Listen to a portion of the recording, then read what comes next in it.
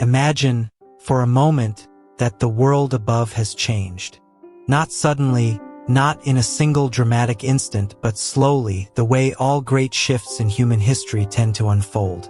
The sky, once a canvas of blue and cloud and drifting light, has become something else, something less welcoming. Whether through the long creep of climate change pushing temperatures beyond what the surface can sustain, or the gradual intensification of solar radiation stripping away the atmosphere's protective layers, or perhaps something more sudden. A catastrophe that rewrites the rules of survival, humanity has arrived at a crossroads, and the path it chooses leads downward. This is not a story of defeat. It is, in many ways, a story of extraordinary ingenuity, of a species that has always adapted, always found a way, turning its gaze not outward to the stars this time, but inward into the earth itself, into the deep, quiet dark beneath our feet, where an entirely different kind of world waits to be built. The decision to move underground would not come lightly. It would arrive after years, perhaps decades, of debate and planning, of trial settlements and engineering failures and hard-won breakthroughs. But once the commitment was made, the scale of what would need to be built would be almost beyond comprehension. Picture the largest construction projects in human history, the tunnels beneath the English Channel, the vast subway networks threading through cities like Tokyo and New York, the great aqueducts of ancient Rome. Now multiply that ambition 100-fold, 1,000-fold. Underground cities would need to be excavated on an enormous scale, carving out not just tunnels but entire worlds. Wide chambers that would house neighborhoods and markets, long corridors that would serve as streets, vast open vaults that would become the closest thing to a sky that millions of people would ever know. Transportation routes would stretch for hundreds of miles, linking settlement to settlement, community to community, in a subterranean web of civilization. The engineering challenges alone would define entire generations. One of the first and most important decisions would be where exactly to build. Not all ground is created equal. Deep beneath us, the earth is a complex and ever-shifting thing. Layers of rock and sediment, pockets of water, fault lines where ancient pressures still move and groan. Building in the wrong place could mean catastrophe, collapse, a flood, a slow, grinding instability that makes a settlement uninhabitable over time. And so geologists and structural engineers would become among the most valued people in this new civilization. The search would be for stable rock formations, granite, basalt, deep limestone, the kinds of ancient, solid foundations that have not shifted in millions of years. These would be the bones on which underground cities would be built, carefully chosen locations where the risk of collapse or seismic disruption is lowest, where the earth itself can be trusted as a building material and a shelter rather than a threat. Some of the safest locations might surprise you. Certain regions of Scandinavia, sitting atop some of the oldest and most stable rock on the planet. Parts of central Canada, deep in the Canadian Shield.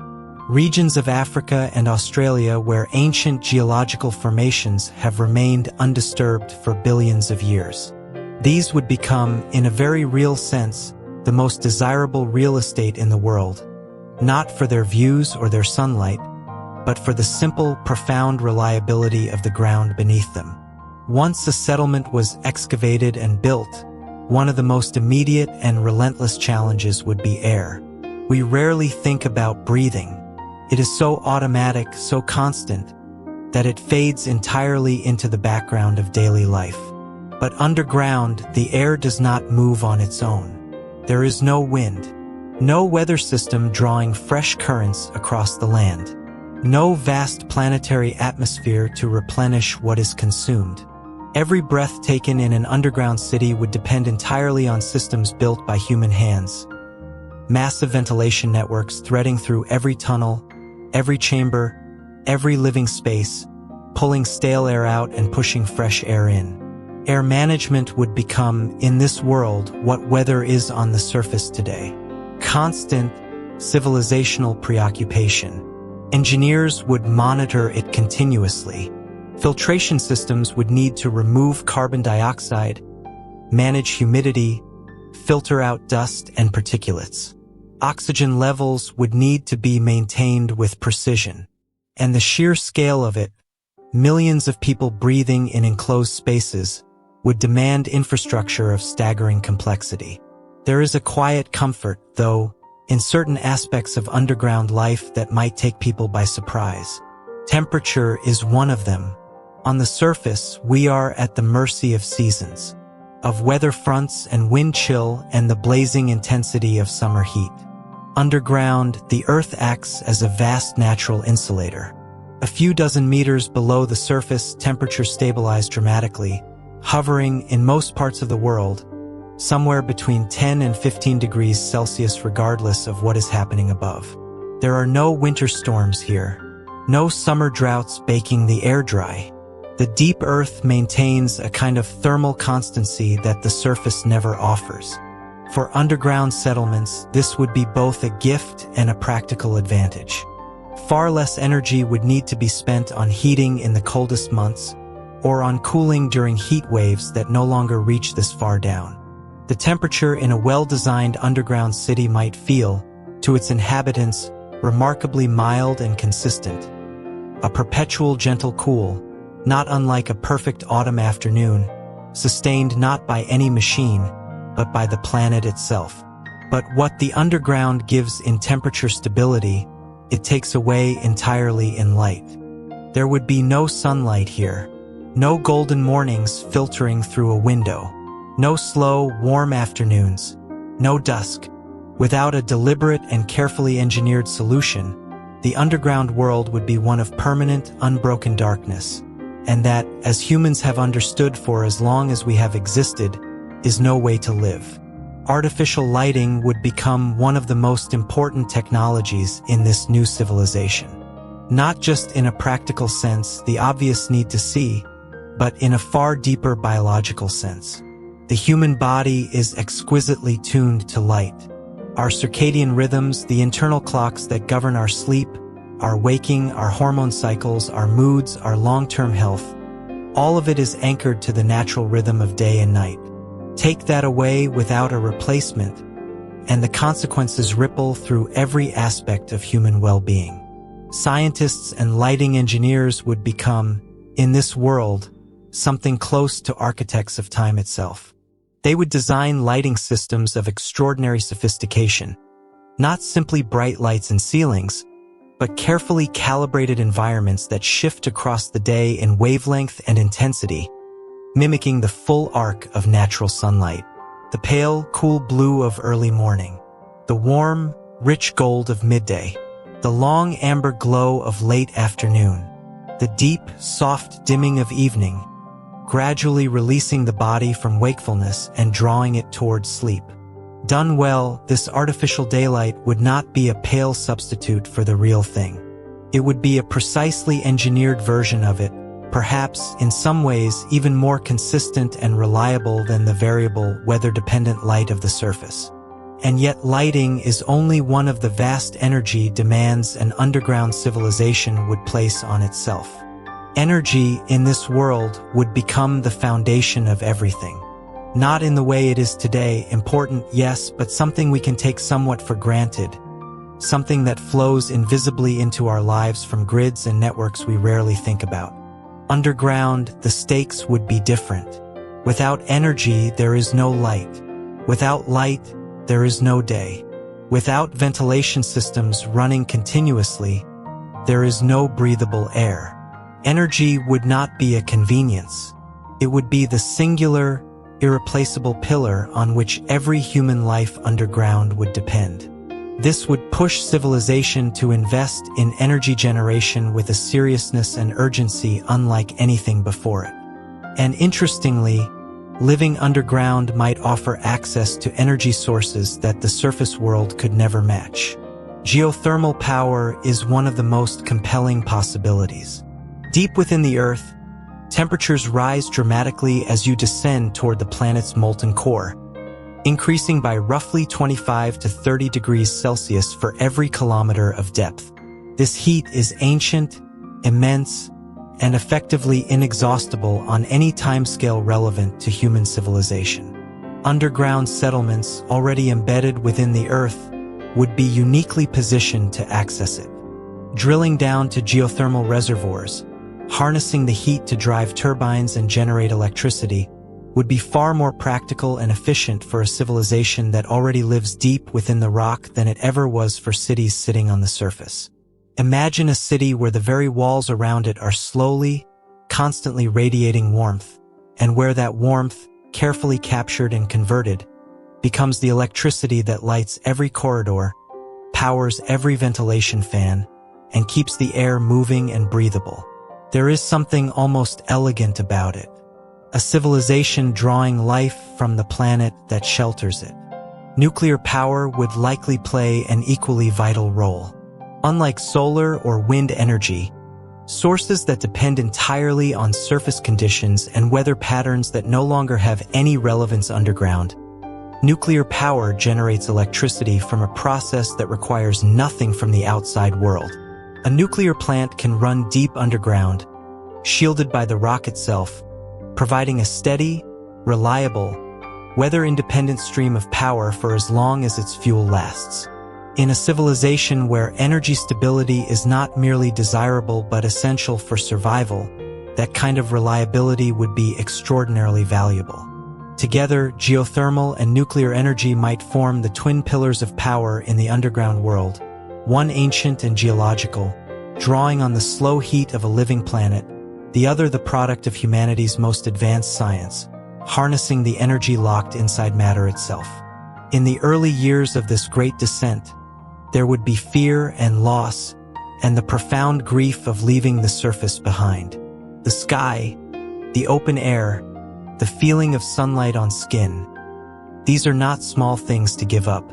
They are woven into the deepest parts of what it means to be human. But as settlements grew, as the engineering matured, as the first generations were born who knew nothing but the warm, stable, carefully lit corridors of the underground world, something else would begin to take shape. A new kind of ordinary, a new understanding of home. The earth, it turns out, has always been generous. We have simply never asked so much of it before. There is something deeply human about the act of building. Long before we had cities, long before we had written language or complex tools, we were shapers of our environment. Stacking stones, carving wood, bending the raw material of the world into spaces we could call our own. It is one of the oldest instincts we carry. And in the underground world, that instinct would find its grandest, most ambitious expression yet. Because building underground is not simply a matter of digging holes. It is the creation of an entirely self-contained civilization. One where every system, every structure, every flow of power and air and people and food must be deliberately designed, carefully maintained, and perpetually sustained. Nothing happens by accident here. Nothing arrives on its own. The underground world is, in every sense, a built world. And the scale and complexity of what would need to be built would push human engineering to the very edges of what is possible. Begin with power. In any civilization, energy is the invisible thread connecting everything, the force that makes modern life possible in ways so fundamental we rarely stop to appreciate them. Underground, that thread would need to be woven with extraordinary care. Individual settlements could not simply generate their own power in isolation, hoping that their geothermal wells or nuclear plants would always be sufficient, always reliable, never subject to maintenance or failure. The stakes would be too high for that. A single city losing power underground is not an inconvenience.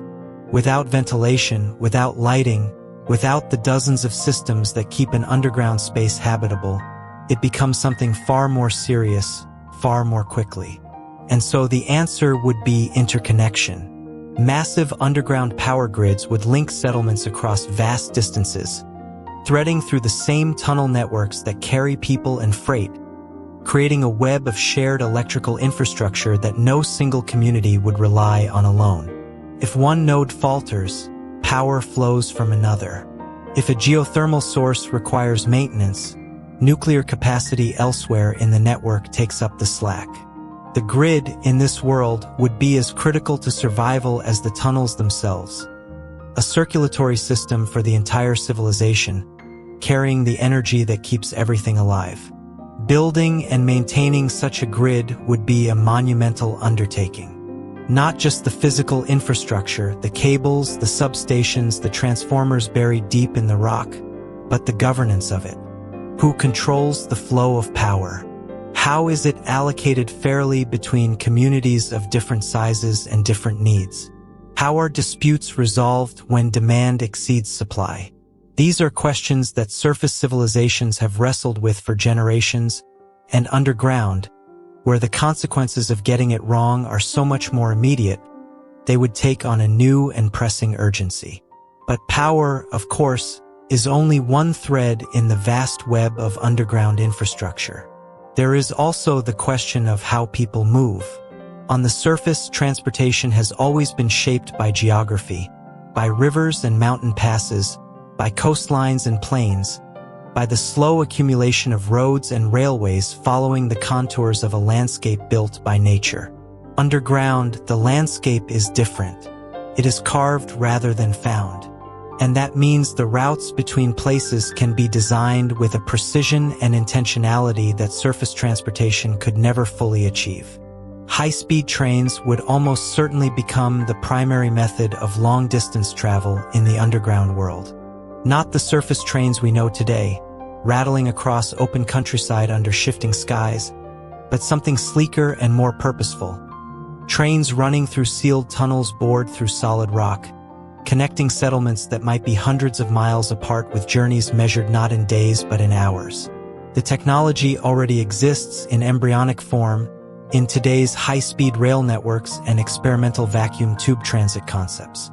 Underground, with the infrastructure already in place, with the tunnels already needed for other purposes, it would find its fullest and most practical expression. And there would be a quiet, almost surprising pleasure to underground travel that surface commuters might envy. Because the tunnels are sealed from the outside world, they are sealed from its variability. There are no storms here, no ice on the tracks, no fog reducing visibility to nothing, no flooding washing out rail beds, no extreme heat buckling steel. The forces that conspire on the surface to make transportation schedules an optimistic fiction rather than a reliable reality simply do not exist underground. A train scheduled to depart at a particular time would depart at that time. One scheduled to arrive would arrive when expected. The predictability of underground transportation would be, by surface standards, almost uncanny, and for a civilization where the movement of people and supplies is a matter of genuine necessity rather than mere convenience, that reliability would be invaluable. Freight would move through the same networks, but differently. The transportation of goods, food supplies, building materials, medical equipment, manufactured parts, is less romantic than human travel, but no less vital. And underground, with the same sealed tunnels, the same protection from surface conditions, freight movement could be pushed towards something the surface world has always struggled to achieve at scale: full automation. Fleets of automated vehicles and robotic delivery systems could move through dedicated freight tunnels around the clock, guided by sensors and coordinating software, requiring no human operators, never needing to stop for weather or rest. Supplies could flow continuously through the subterranean network, day and night, with a consistency and efficiency that the surface supply chains, vulnerable to so many external disruptions, could rarely match. In a world where every community depends on external supply for a significant portion of its food and materials, this kind of reliable, automated freight movement would not be a luxury. It would be a lifeline. And yet, for all the horizontal movement, trains running between cities, freight flowing through tunnels, underground civilization would be defined just as much by vertical movement, by the challenge of connecting not just different places, but different depths. The underground world would not be flat. It would be layered. And in a layered world, the elevator is not a convenience. Infrastructure is infrastructure as essential as any road or railway. Elevators capable of traveling hundreds, perhaps thousands of feet vertically would serve as the critical links between the levels of an underground city, carrying workers from residential quarters deep in the rock up to the agricultural levels closer to the surface, moving freight from transit hubs to distribution centers, connecting the everyday spaces where people live and work to the utility and industrial systems stacked below them. In a large underground city, dozens or hundreds of such elevators might be in continuous operation, their reliability as important as the structural integrity of the tunnels themselves. The engineering of deep vertical transport brings with it challenges that surface elevator technology has never had to fully confront. The distances involved, the pressures at depth, the need for absolute reliability in systems where a failure has consequences far beyond a temporary inconvenience. All of these would push elevator design and redundancy into new territory. Multiple parallel shafts, backup systems, automated monitoring, the kind of engineering conservatism that builds in redundancy upon redundancy, because in a world where everything depends on everything else, a single point of failure cannot be allowed to cascade. And this really is the theme that runs through every aspect of building the underground civilization. The extraordinary, relentless necessity of structural integrity. On the surface, buildings fail sometimes. Roads crack and are repaired. Bridges are reinforced or replaced. These are serious matters, but they exist within a context where the surrounding environment, the open air, the sky, remains. The failure of one structure does not threaten the habitability of everything around it. Underground, the calculus is different. The tunnels and chambers of an underground city are not separate buildings in an open landscape. They are the landscape. The walls are not just walls. They are what stands between the inhabitants and millions of tons of rock pressing in from every direction. A structural failure underground is not just a building collapse. It can be a cascade, a compromised section weakening adjacent sections, pressure redistributing in ways that were not designed for, a domino effect that, in the worst cases, could affect thousands of people in moments. This reality would shape the culture and governance of underground civilization in profound ways.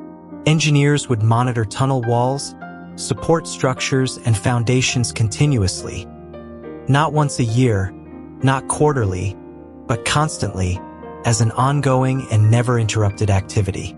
The job of structural monitoring would be among the most important in society. And because so much would depend on the judgment and diligence of those doing it, the standards and accountability attached to that work would be stringent beyond anything the surface world currently demands. Governments would, of necessity, take construction regulation with a seriousness that surface civilizations have sometimes struggled to maintain. On the surface, lax building codes are a corruption problem, an accountability failure, a tragedy when the consequences arrive. Underground, lax building codes are an existential threat. The political will to enforce strict standards for materials, for engineering practice, for ongoing monitoring and maintenance would exist in a way it often struggles to on the surface, because everyone living underground would understand in a deeply personal way exactly what was at stake. Technology would be the other great ally of structural safety. Advanced sensors, embedded directly into the walls and foundations and support structures of underground cities during construction, would provide continuous real-time data on the state of everything around them. Tiny measurements of pressure and strain. Micro-movements in the rock too small for any human to detect but perfectly legible to a sensor network. Changes in humidity that might indicate groundwater infiltration. Vibrations from distant geological activity that could, left unaddressed, develop into something more serious. These sensor networks would generate extraordinary volumes of data, more than any team of human engineers could meaningfully analyze in real time. And so the processing of that data would fall to automated systems, to algorithms trained to distinguish normal variation from early warning signs, to software that could flag a developing concern and escalate it to human attention before it became a crisis. The walls of an underground city would, in a very real sense, be listening. Constantly, patiently, alert. Air quality sensors would be part of the same network. Population movement monitors, tracking the flow of people through corridors and public spaces, would feed into ventilation management and emergency planning. The underground city would be, in this sense, a deeply instrumented place, a civilization that knew itself with a granular and continuous precision that no surface city has ever approached. But even the best sensors, the most rigorous engineering, and the most diligent monitoring cannot eliminate every risk. The underground world would have hazards unique to itself, requiring responses that surface emergency services were never designed to provide. Tunnel collapses, ventilation failures, sudden flooding from underground water sources breached during excavation, fires in confined spaces where smoke has nowhere to go and fresh air is limited, pressure emergencies, contamination events. The list of things that could go wrong underground, and go wrong in ways with no direct surface equivalent, would be long and serious. Emergency response in this world would be a specialized profession, trained and equipped not just for the generic challenges of rescue and medical response, but for the specific, strange, and often claustrophobic hazards of underground environments. Responders would need to navigate in near-total darkness, in damaged tunnel sections where the geometry of a familiar route might be completely altered, in conditions of poor or dangerous air. They would need to understand the structural behavior of compromised tunnels, the dynamics of underground fires, the particular challenges of reaching and extracting casualties from spaces that were not designed to be easy to move through under pressure. These would not be ordinary emergency services. They would be something closer to a specialized military, trained for an environment that rewards specific knowledge and punishes improvisation. Respected, well-resourced, and quietly essential to the confidence that underground communities would need to feel that their world, however different from the surface, was a place where they could be safe. And gradually, across years and decades, all of these systems, the power grids, the railways, the freight networks, the elevators, the sensors, the emergency teams, would knit together into something coherent. Something that worked. Not perfectly, not without failure and loss and the constant labor of maintenance, but sustainably. Reliably enough that ordinary life could be built on top of it. The great underground cities would grow more complex over time, developing the layered, three-dimensional structure that their designers always envisioned. Residential areas at certain depths, agricultural levels above them, closer to where artificial sunlight could be most efficiently delivered. Industrial zones in deeper sections, away from living spaces. Transportation hubs threading through the middle. Utility infrastructure, the pipes and cables and ventilation ducts and power lines, filling the spaces between, hidden in the walls and floors and ceilings the way the hidden systems of any great city are hidden, present everywhere and visible almost nowhere. A cross-section through a mature underground city would look, to the eye of an engineer or an urban planner, almost like a living organism. Layer upon layer of interconnected systems, each depending on the others, each serving the whole. A three-dimensional metropolis unlike anything the surface world had ever built. Not because the surface world lacked imagination, but because it had never had the necessity. Necessity, in the end, is the engine of everything. And underground, necessity would be everywhere. Of all the challenges that underground civilization would face, and there would be many layered and interconnected in ways that would keep engineers and planners and policymakers occupied for generations. Perhaps none would be more immediate, more personal, or more relentlessly present than the challenge of food. Everything else can, in principle, be addressed with enough engineering and enough time. Power can be generated. Air can be circulated. Tunnels can be reinforced. Water can be managed. But food is different. Food is not a problem you solve once and then move on from. It is a problem that returns every single day, for every single person, without exception and without pause. A civilization of millions of people underground needs to feed those millions of people tomorrow, and the day after, and every day that follows, without interruption, without failure, in an environment that offers none of the things that food production on the surface has always depended on. No open fields, no rain, no seasons cycling through their ancient, reliable rhythms of growth and rest. No pollinators drifting on the breeze. No topsoil built up over millennia by the patient work of worms and microbes and decaying organic matter. The surface world, for all its complexity, provides the foundation of agriculture essentially for free light, water, and living soil, delivered and renewed by planetary systems that operate independently of anything humans need to do. Underground, every single one of those foundations would need to be rebuilt from scratch, by human hands, powered by human-generated energy, sustained by human ingenuity applied continuously and without rest. It would be, without question, one of the greatest agricultural transformations in human history. And it would begin with a fundamental reimagining of what a farm actually is. Traditional farming, in the form that has fed human civilization for 10,000 years, would become essentially impossible underground. Not entirely. There might be small ceremonial gardens, community growing spaces with sentimental value, experiments in recreating surface conditions in enclosed chambers. But as a serious, scalable basis for feeding millions of people, the open field model would simply not translate to the subterranean world. The space is not there. The light is not there. The ecological web that makes outdoor agriculture possible is not there. What would take its place is something that already exists today, in experimental and commercial form, but that would need to expand to a scale never previously attempted. Hydroponics, the cultivation of plants in nutrient-rich water rather than soil, would become the foundation of underground food production.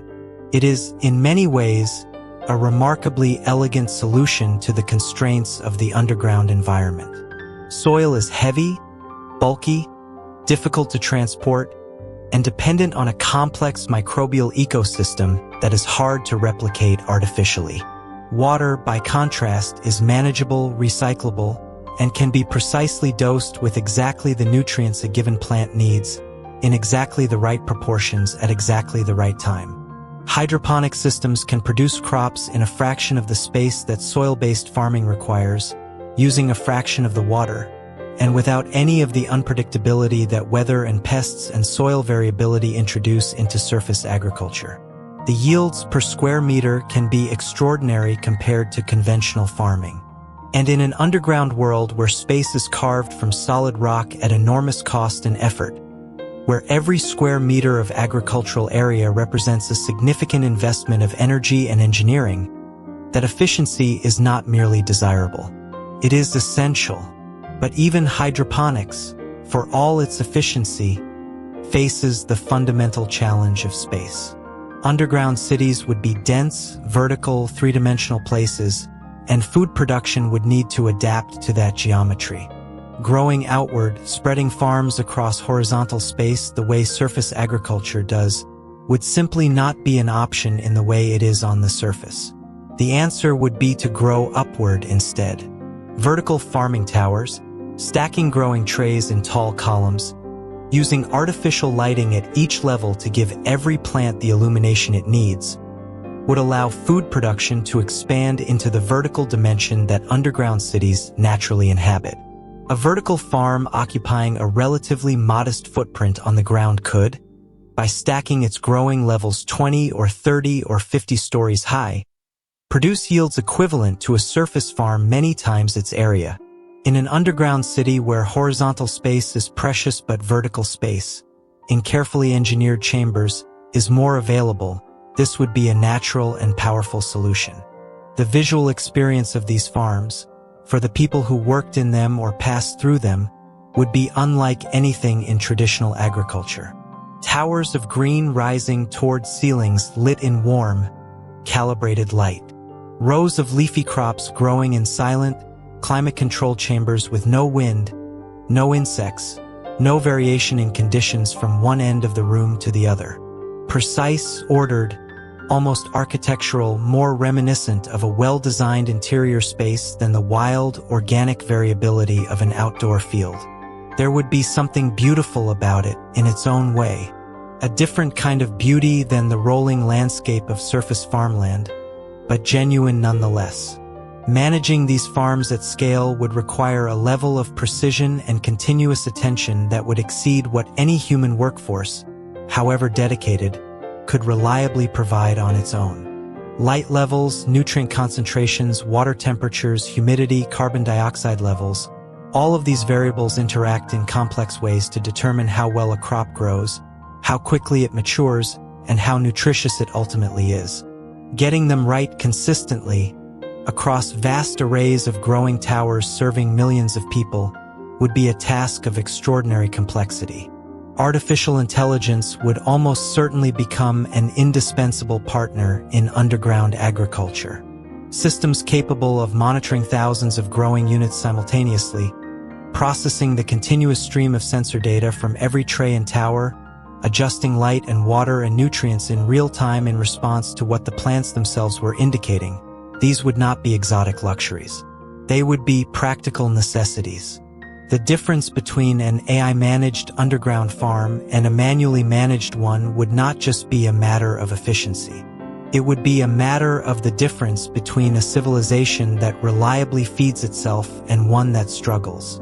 And beyond the high-technology hydroponic towers, the underground world might find some of its most reliable and important food sources in places that require far less engineering than one might expect. Mushrooms are, in many respects, the perfect underground crop. They do not need sunlight. They thrive in the cool, humid, dark conditions that an underground environment naturally provides. They grow on organic material, including agricultural waste products, that would otherwise need to be disposed of. They can be cultivated in relatively simple facilities, without the elaborate lighting systems that plant crops require. And they are nutritionally valuable, providing protein, fiber, and a range of vitamins and minerals that would be important in a diet that might otherwise be somewhat constrained by the limits of what can be grown efficiently indoors. In a world where every crop that needs artificial light represents a significant ongoing energy cost, the humble mushroom, requiring almost none of that infrastructure, would take on an outsized importance. It would be one of the most reliably producible, most energy-efficient food sources available. Cultures that had always treated mushrooms as a minor supplement to their diet would find them elevated to something close to a staple. New varieties might be cultivated and refined over generations for better flavor, better nutrition, better yield in underground conditions. The culinary culture of the underground world would, in small but meaningful ways, be shaped by what the underground world makes easy to grow. Protein, more broadly, would be one of the more challenging nutritional categories to maintain in an underground food system heavily weighted toward plant crops. Hydroponic systems produce vegetables and grains and legumes with impressive efficiency, but the higher density protein sources that surface civilizations have often relied on, large animal agriculture, in particular, would be difficult and expensive to replicate underground. The space required to raise cattle or pigs or sheep at a meaningful scale simply would not be available in the way it is on the surface. Fish, however, present a very different picture. Aquaculture, the controlled raising of fish and other aquatic organisms in managed environments, translates remarkably well to underground conditions. Fish can be raised in tanks, in carefully controlled water systems that recirculate and filter continuously, in relatively compact facilities compared to the land area that equivalent animal protein from surface livestock would require. Species like tilapia and salmon and trout, already raised in land-based aquaculture facilities on the surface, would likely become staples of the underground protein supply.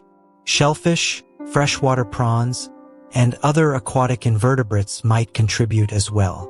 The water systems required for aquaculture would also, with appropriate design, integrate naturally with the hydroponic farming systems, the nutrient-rich water produced by fish waste being exactly what hydroponic plants need to thrive, and the plants in turn filtering and cleaning the water before it returns to the fish. These aquaponic systems, combining fish and plant production in a single integrated loop, already exist today in prototype and commercial form. Underground, where the logic of closed loops and efficient recycling would be applied to every resource, they would find their most compelling application. Water itself would be one of the underground world's most carefully managed resources, and one of its most critical assets. Many of the most geologically stable regions suitable for underground city construction happen also to sit above or within significant underground aquifer systems. Vast reserves of fresh water held in porous rock formations, accumulated over thousands or millions of years. For underground settlements fortunate enough to be built near such aquifers, access to fresh water would be far less precarious than it might otherwise be. The same geological surveys that identified stable rock for construction would also map water resources, and proximity to reliable underground water would be a major factor in deciding where to build. But whether or not a settlement had access to natural aquifers, the principle governing water use would be the same everywhere. Nothing is wasted. Nothing is allowed to be used once and discarded. Every drop that enters the water system of an underground city would be tracked, treated, and returned to circulation. The water recycling systems of underground civilization would be, by any surface standard, extraordinarily sophisticated. Gray water from washing and cleaning, carefully filtered and treated, returned to irrigation systems. Water vapor from breathing and perspiration, captured from the air by humidity management systems, and fed back into the water supply. Agricultural runoff collected and processed before any of it could be lost. The water that leaves an underground city in any form other than the bodies of its residents would be a vanishingly small fraction of what enters it, and even that fraction would be minimized wherever possible. This level of water efficiency would not simply be good environmental practice. It would be survival. Replenishing water underground is not a matter of waiting for rain. It is a matter of engineering, energy, and careful system management. Every liter lost is a liter that must be replaced through difficult and expensive means. The culture of water conservation in underground society would be, from the very beginning, not an aspiration or a virtue but an absolute practical necessity, as fundamental to daily life as locking a door or turning off a light. And the same philosophy that governed water would govern everything else. Waste, in any form, would be understood not as something to be discarded but as a resource waiting to be reclaimed. The organic waste from farms and households, rather than being sent to landfill or incinerated, would be processed and converted into compost and fertilizer, fed back into the hydroponic systems to support the next cycle of growth. Waste heat from industrial processes and computing systems would be captured and redirected to warm residential areas or agricultural chambers. The carbon dioxide exhaled by millions of people, a challenge for ventilation systems but also a resource, would be piped to growing areas where plants would absorb and convert it. Materials that could not be composted or reprocessed in one way would be broken down and reconfigured in another. The underground world would, by necessity, develop one of the most genuinely circular economies ever seen in human civilization. Not circular in the aspirational, partially realized sense that surface societies have sometimes gestured toward, but circular in a deep and thorough sense, because in a closed environment with limited inputs from outside, there simply would be no alternative. Every resource would need to complete its loop. Every output would need to become an input for something else. The idea of throwing something away would lose much of its meaning because away underground is not really a concept that applies. Self-sufficiency would be the great goal, the North Star, of every underground settlement's food system. The prospect of relying significantly on food transported from elsewhere, from the surface, through vulnerable and energy-intensive supply routes, or from distant underground settlements through tunnel systems that could be disrupted, would be understood as a strategic vulnerability of the first order. A city that cannot feed itself is a city one logistics failure away from crisis. And so the investment in local food production, the hydroponic towers, the aquaculture facilities, the mushroom cultivation chambers, the AI-managed growing systems, the water recycling infrastructure, would be understood not just as agriculture but as security, as resilience, as the foundation on which everything else in underground life rested. There is something quietly profound about this image. A civilization deep in the earth, sealed from the sky and the rain and the open fields that fed every human generation before it, learning to coax life from water and light and carefully managed chemistry. Not because it chose this path for elegance or efficiency, though it would find both, but because it had to, because survival demanded it. And in that demanding, it would discover something that surface civilizations, with their abundance and their space, had never quite been forced to learn: the deep and practical wisdom of using everything well. There is a question that sits quietly beneath all the engineering and infrastructure and careful planning of the underground world, beneath the power grids and hydroponic towers and ventilation systems and sensor networks. A question that no amount of technical ingenuity can fully answer on its own, because it is not a technical question at all. It is a human one. What happens to people? Not to civilization in the abstract, not to systems and structures and supply chains, but to the individual human being, the person who wakes each morning in a carved stone chamber, who walks to work through a tunnel corridor, who raises children who will never feel wind on their faces or look up at an open sky. What happens, slowly and quietly and in ways that might take generations to fully understand, to the inner life of a species that evolved over hundreds of thousands of years in open landscapes, under the sun, surrounded by the sounds and textures and vast breathing complexity of the natural world. This would be one of the deepest and most important questions of underground civilization. And the people tasked with answering it, the doctors and psychologists and behavioral scientists and urban designers who would make the health and well-being of underground populations their life's work, would find themselves navigating territory that no generation of scientists before them had ever had cause to fully explore. Begin with the body.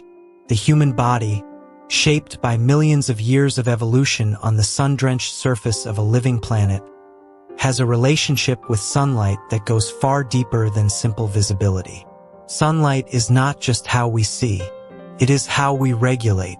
It is the signal that our biology has always used to know what time it is, what season it is, how to calibrate the hormonal rhythms that govern sleep and waking, mood and energy, immune function and cellular repair. At the center of this is a molecule called vitamin D, a nutrient that the human body produces not by eating it but by synthesizing it in the skin in response to ultraviolet light from the sun. Vitamin D is involved in an extraordinary range of biological processes. It regulates calcium absorption, making it essential for bone density and skeletal health. It plays a role in immune system function, in muscle health, in cardiovascular regulation, in neurological development. Its deficiency in surface populations is already associated with a concerning range of health problems: weakened bones, compromised immunity, increased risk of certain chronic diseases, disruptions to mood and cognitive function. Underground, where the sun never reaches, vitamin D deficiency would not be an individual misfortune affecting some percentage of the population. It would be the default state of every person who did not actively compensate for it. And so doctors would watch this closely, extraordinarily closely, monitoring populations for the early and late signs of deficiency, tracking health outcomes across demographics and age groups, building a picture of what underground life does to the human body over time that no previous medical research had ever had the opportunity to compile. Vitamin D supplements would become, in all likelihood, as routine and unremarkable a part of daily life underground as eating breakfast. Not a medical intervention for sick people, but a standard practice for everyone. Children receiving carefully calibrated doses from an early age, adults maintaining their levels as a matter of course, elderly residents receiving more intensive support as their natural synthesis capacity declined with age. The supplement itself would probably evolve considerably from the simple capsules of the surface world, refined and optimized over generations of medical research into exactly what underground populations need and in what form they absorb it most effectively. But supplementation alone would not be sufficient to address everything that the absence of natural sunlight touches in the human body and mind. Light itself, not just the nutrient it produces, but the experience of it, its qualities, its rhythms, its particular effects on the nervous system, would need to be provided in other forms. Artificial sunlight lamps, already used on the surface to treat conditions like seasonal affective disorder, would be distributed far more broadly in the underground world. Not as medical devices for people with diagnosed conditions, but as standard fixtures in homes, schools, workplaces, and public spaces. Designed to emit light across the full spectrum of natural sunlight, including the ultraviolet wavelengths that drive vitamin D synthesis, these lamps would give underground residents something approaching a daily dose of simulated sunshine. A few minutes each morning under a light panel calibrated to mimic the intensity and spectrum of a clear summer day might become as ordinary a part of the morning routine as washing one's face or making coffee. The technology would improve continuously, driven by the extraordinary demand of a civilization that depended on it.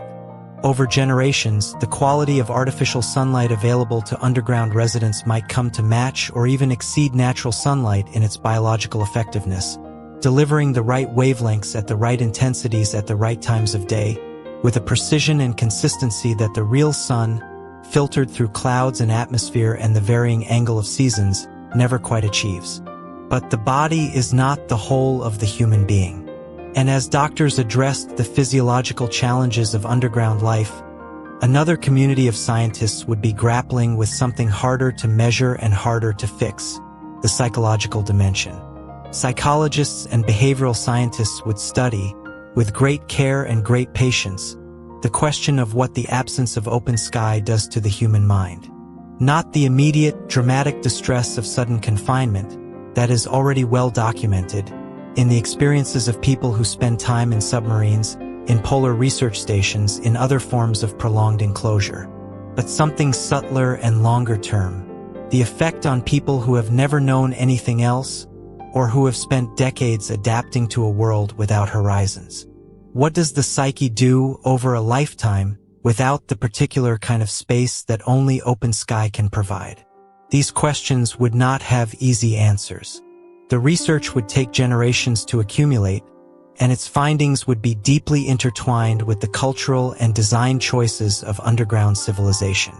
But one thing that researchers would understand from the beginning, because the evidence from surface psychology is already compelling, is that human beings have a profound, deeply rooted need for contact with nature. Not just fresh air and sunlight, but the full sensory texture of the living world. Trees and water and earth and birdsong and the feeling of organic complexity, of life existing in forms other than human. This need has a name in modern psychology: biophilia, the innate human affinity for living things and natural systems. And it would not disappear underground. If anything, denied its ordinary satisfaction, it would make its presence felt more acutely, in the quiet restlessness of people who cannot quite explain why they feel what they feel, in elevated rates of anxiety and low mood in populations that have everything they need in a material sense but find themselves, without quite understanding why, depleted. The designers and planners of underground cities would understand this, and they would respond to it with imagination. Large underground parks would be created, not simply green spaces with a few potted plants, but serious, substantial attempts to recreate the experience of natural environments within the constraints of an underground world. Artificial trees, grown around structural elements that serve a genuine architectural purpose.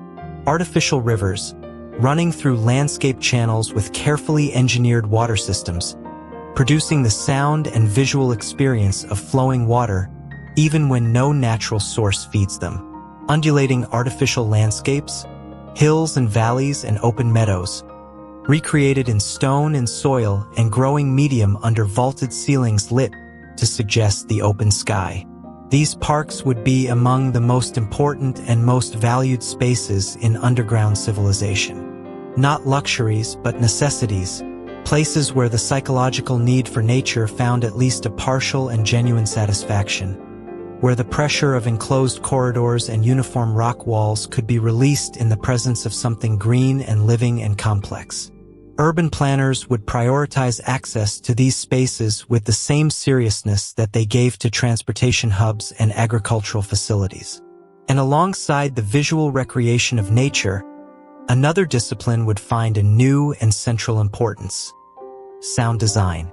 Sound is something we rarely think about as a designed element of our environment on the surface. It simply exists. The wind, the birds, the distant sound of rain on leaves, the complex acoustic texture of a living landscape, and we absorb it without consciously registering its effect on us. But its effect is real, measurable, and significant. Research already demonstrates that natural soundscapes reduce stress hormones, lower heart rate and blood pressure, improve mood and cognitive function. The sound of moving water, of birdsong, of rustling leaves. These are not merely pleasant. They are, for the evolved human nervous system, genuinely restorative. Underground, where the natural soundscape is simply silence, or the mechanical hum of ventilation systems and the distant echo of tunnel activity, the therapeutic importance of designed natural sound would be taken very seriously. Recordings of forests and rainstorms and ocean waves and birdsong at dawn would be woven into the acoustic environment of parks and residential corridors and public spaces. Not playing from obvious speakers in obvious locations, but distributed subtly, filling spaces with a gentle, unobtrusive background of natural sound that the nervous system could receive without the conscious mind needing to acknowledge it. The field of acoustic ecology, already a discipline on the surface, though a relatively minor one, would become, in the underground world, a branch of urban planning and public health. The question of what people hear as they move through their city would be understood as a question with direct implications for population well-being. Sound designers would work alongside architects and engineers on every major public space, asking not just how a space functions and how it looks, but how it sounds, and what that sound does to the people who inhabit it. Meanwhile, medical researchers would pursue another long-term question that the underground world would make uniquely possible to study: the effect of stable temperature environments on human health. On the surface, the body is continuously adapting to temperature variation.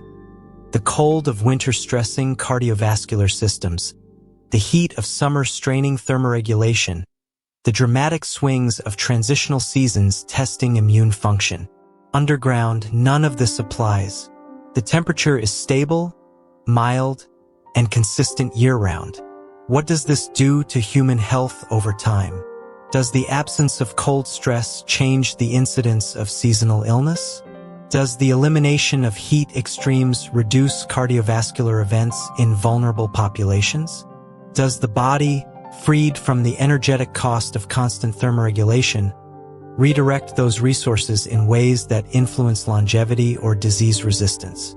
These questions would be impossible to fully answer quickly, but the underground world would provide, for the first time, a large human population living in stable thermal conditions over multiple generations, an unprecedented natural experiment in human physiology. The findings, accumulated slowly across decades of careful research, would enrich medical science in ways that benefited not just underground populations but potentially the understanding of human biology more broadly. And then there is the longer arc. The change that operates not within a single lifetime but across generations. The slow, quiet reshaping of what feels normal, what feels comfortable, what feels like home. People who moved underground as adults, who remembered the surface world, who carried in their bodies the memory of open space and natural light and unconstrained horizons. These people would adapt, with effort and intention and the gradual softening of time. But they would always carry one before. A reference point against which underground life was measured consciously or not. Their children would carry less of that weight. Born underground, growing up in carved stone corridors and artificial light, accepting the parks and the sound design and the hydroponic towers as simply the way the world is, These children would adapt not as an act of will but as an act of ordinary development. The enclosed space that might feel oppressive to a surface-born adult would simply be space to a child who had never known anything else. The tunnel would just be a street. The underground chamber would just be a room. The distant hum of ventilation would just be the sound of the world. And with each subsequent generation, the adaptation would deepen. The cultural memory of the surface world would persist, passed down through history and stories and the occasional carefully preserved artifact.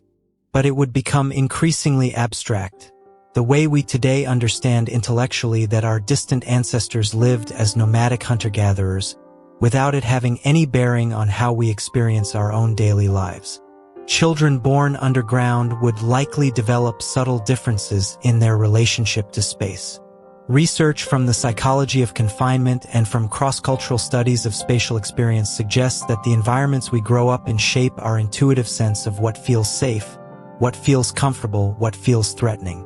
For surface-born humans, open space is comfort and enclosed space carries an ancient instinctive caution. For people raised in the corridors and chambers of underground cities, that relationship might gradually invert. The enclosed, the bounded, the architecturally defined, these might feel to them like safety and belonging. It would be the vast, uncontrolled openness of the surface that would trigger unease. This would not be pathology. It would simply be adaptation, the remarkable human capacity to make home wherever necessity places us, to reshape our psychology around the reality we inhabit until the reality we inhabit becomes the only one that feels real. And across enough time, enough generations, the surface would begin to recede in the collective imagination. Not forgotten, but transformed. The way ancient cities of the surface world have become, for modern people, subjects of fascination and historical study rather than living realities. Stories would be told about it. Images would be preserved and studied. Scholars would specialize in its geography and ecology and history, the way historians today specialize in the ancient world. But for most people, in the ordinary flow of daily life, the surface would be something heard about rather than experienced. A distant frontier, a chapter of the past, a place that was once home and is now, gradually, becoming legend.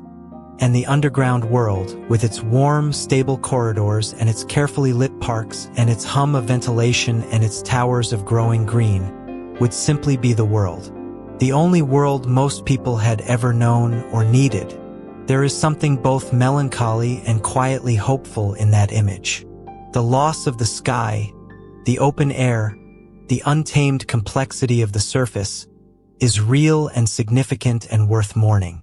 But the capacity of human beings to find meaning, to build beauty, to create belonging in whatever space they inhabit, that is real too. Perhaps more durable than the sky itself. Every civilization that has ever existed has been shaped, in ways both obvious and invisible, by the physical world it inhabits. The ancient Egyptians built their theology around the flooding of the Nile and the blazing constancy of the desert sun. The seafaring peoples of Polynesia developed a relationship with ocean and star and wind that became not just navigation but cosmology, a worldview in which the movement of water and sky was the fundamental language of existence. The Norse, in their cold and storm-racked north, imagined gods who were as fierce and unpredictable as their weather. The Great Plains civilizations of the Americas developed spiritual traditions rooted in the endless horizontal sweep of grassland and open sky. Place shapes people. It always has. The landscapes we inhabit become the landscapes of our imagination. They provide the metaphors we reach for when we try to describe what is most important, most beautiful, most true. They give us our sense of scale and proportion. They tell us, quietly and continuously, what the world is like. And so it follows, with a kind of elegant inevitability, that the underground world would not merely be a place where human beings happen to live. It would, over time, become a place that human beings were made by. A place that rewrote generation by generation the deep grammar of human culture. Not quickly, not all at once, but in the slow and patient way that environment always reshapes the people who live within it, until a new architecture of imagination had replaced the old, and the world beneath the earth was not just where people lived but who they were. This transformation would begin, perhaps most visibly, with the spaces themselves. With the decision, taken early and held to with great conviction across the history of underground civilization, that the environment in which people spent their lives should be not merely functional but genuinely beautiful. Not a concession to comfort, not a luxury added after the practical needs were met, but a foundational commitment woven into the design of every space from the very beginning. Underground architecture would face a challenge that surface architecture has rarely had to confront in quite the same way. The challenge of making enclosed space feel free. On the surface, even the most modest building opens onto a world of sky and distance. Step outside and the horizon immediately expands. The eye has somewhere to travel.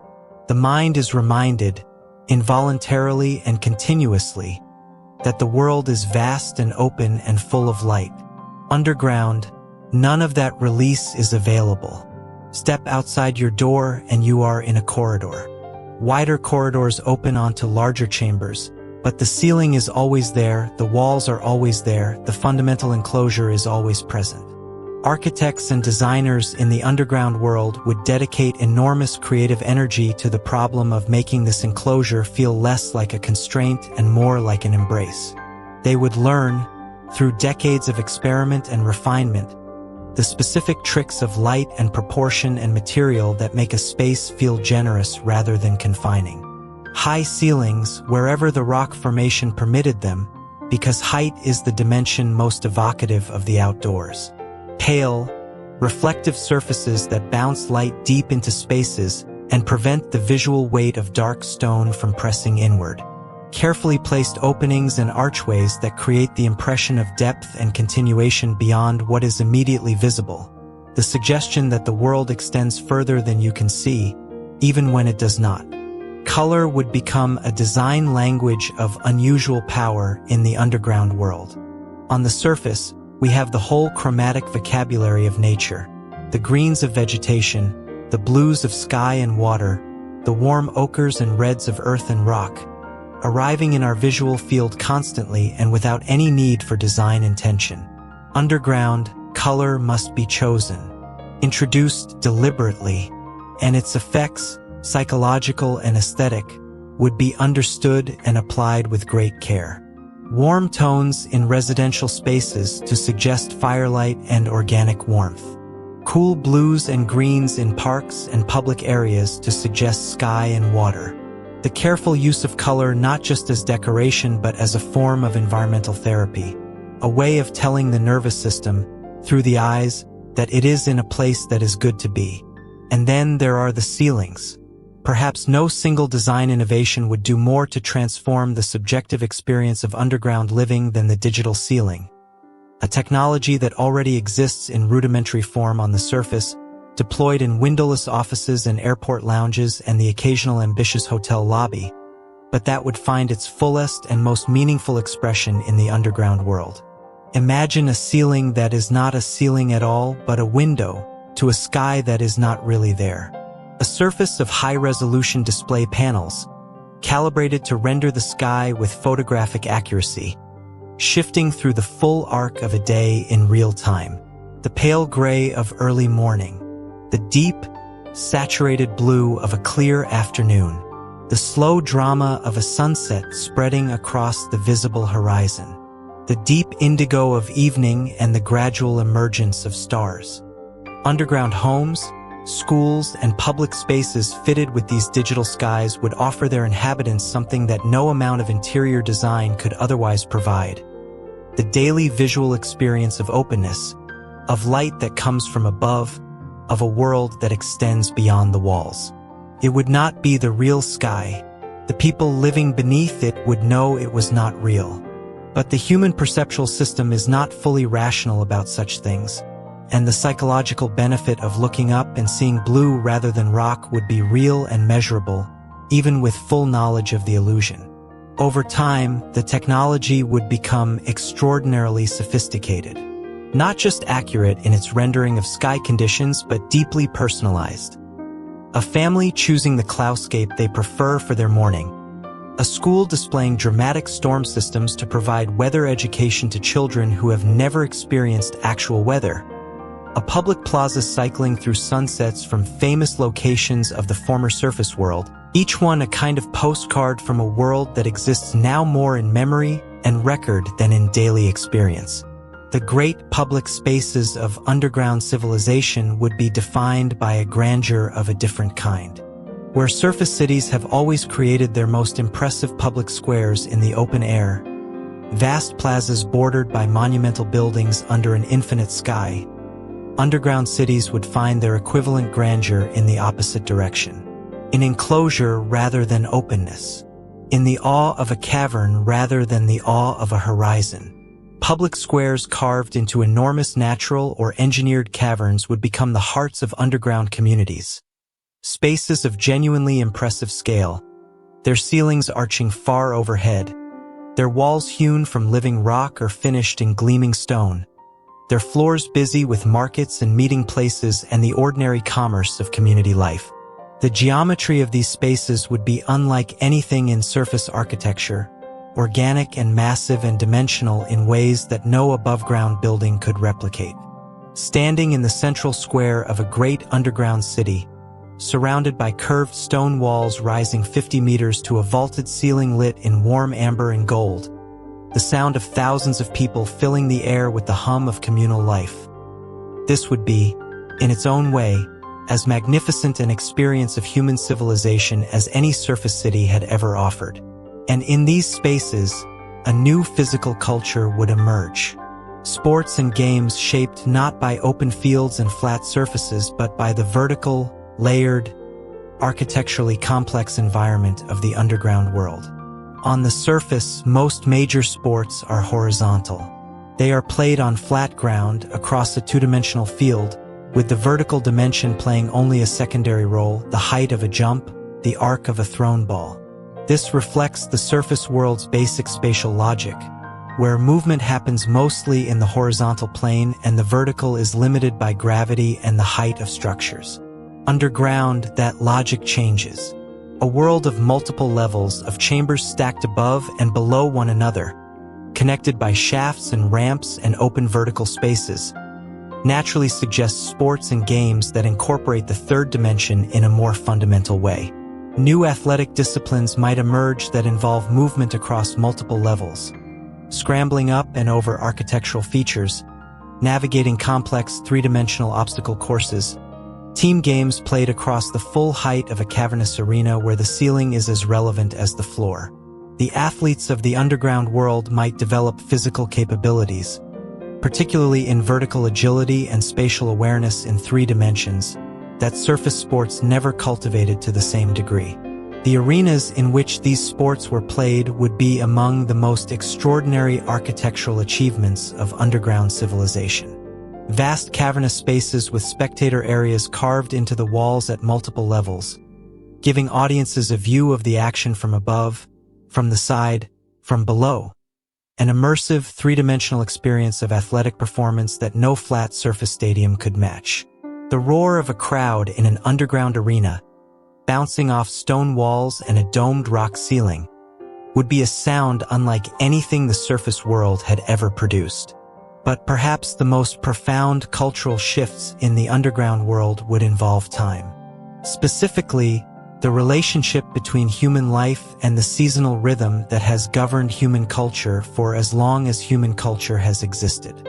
On the surface, the seasons are inescapable. They shape agriculture, which shapes food and festivals and the rhythms of work and rest. They shape weather, which shapes mood and clothing and architecture. They provide the ancient, reliable drumbeat against which human time is measured, the cycle of planting and harvest, of cold retreat and warm emergence, repeated generation after generation until it becomes not just a fact of nature but the deep structure of how we understand time itself. Nearly every culture on the surface of the earth has developed traditions, rituals, festivals, and spiritual practices oriented around the turning of seasons, because the turning of seasons was the most fundamental fact of life. Underground, the seasons simply stop. The temperature is constant. The light is managed. There is no winter and no summer, no spring thaw and no autumn harvest. Time continues, but it no longer announces itself in the old ways. The cultural consequences of this would be fascinating and far-reaching. Traditions rooted in seasonal change would, over generations, lose their organic connection to any lived experience and become instead purely historical observances, maintained, perhaps out of respect for heritage, but no longer felt in the body the way they once were. New rhythms would emerge to replace them, rooted not in the external cycle of the natural world, but in the internal cycles of community life, the anniversaries of significant events in underground history, the milestones of construction and discovery and scientific achievement that marked the passage of time in a world without seasons. Among the most significant of these new observances might be what some communities would call surface days, festivals commemorating the life that humanity once lived beneath the open sky, marked perhaps with special lighting displays that attempted to recreate outdoor conditions more fully than everyday life, with communal viewings of archived footage from the surface world, with storytelling and music and the reading of texts from the surface era. A day set aside to remember as a community where the species had come from, to honor the sky that most people would never see. These festivals would be, over time, both a form of cultural memory and a form of grief, a space in which the loss of the surface could be acknowledged and felt and communally processed, rather than suppressed in the necessary business of daily life. The most important festivals are often the ones that hold space for things too large for ordinary time to contain. Museums would become among the most important cultural institutions in the underground world, preserving with extraordinary care the physical and digital record of life on the surface. Photographs of oceans, their scale and color and the quality of light on open water, would be among the most cherished images in underground culture, representing a form of space and freedom that nothing underground could quite replicate. Images of mountains, of forests, of the vast horizontal sweep of open plains under enormous skies, would be studied and contemplated in the way that previous civilizations studied great works of art, not because they were created by human hands, but because they were records of a world that was, and that the people looking at them were descended from. The great underground museums would have a different quality than the museums of the surface era, less focused on the achievements of civilization, more focused on the world that civilization once inhabited. Natural history would be elevated in cultural importance above almost every other subject. The ecology of the surface world, its animals and plants and weather systems and geological formations, would become objects of fascination and reverence. Children would study them with the intensity that previous generations devoted to history and literature, because in the underground world, the natural world above was both history and literature, the great lost text of the species. And in the art of the underground world, something new and entirely authentic would begin to emerge. Artists would find their inspiration not in the surface landscapes they had never seen, but in the actual visual world that surrounded them. The extraordinary colors of bioluminescent organisms, cultivated in underground lakes and rivers, the geometry of crystal formations, revealed by excavation, the long, prismatic columns of selenite and quartz and calcite, catching artificial light and fracturing it into patterns of astonishing beauty. The abstract, organic architecture of natural cave systems, preserved and incorporated into design spaces. The visual language of tunnel networks, the repeated arches, the perspectives of long corridors converging in the distance, the play of light on curved stone. This would not be surface art transplanted underground. It would be something genuinely new, an aesthetic tradition rooted in darkness and depth and the particular visual vocabulary of the subterranean world.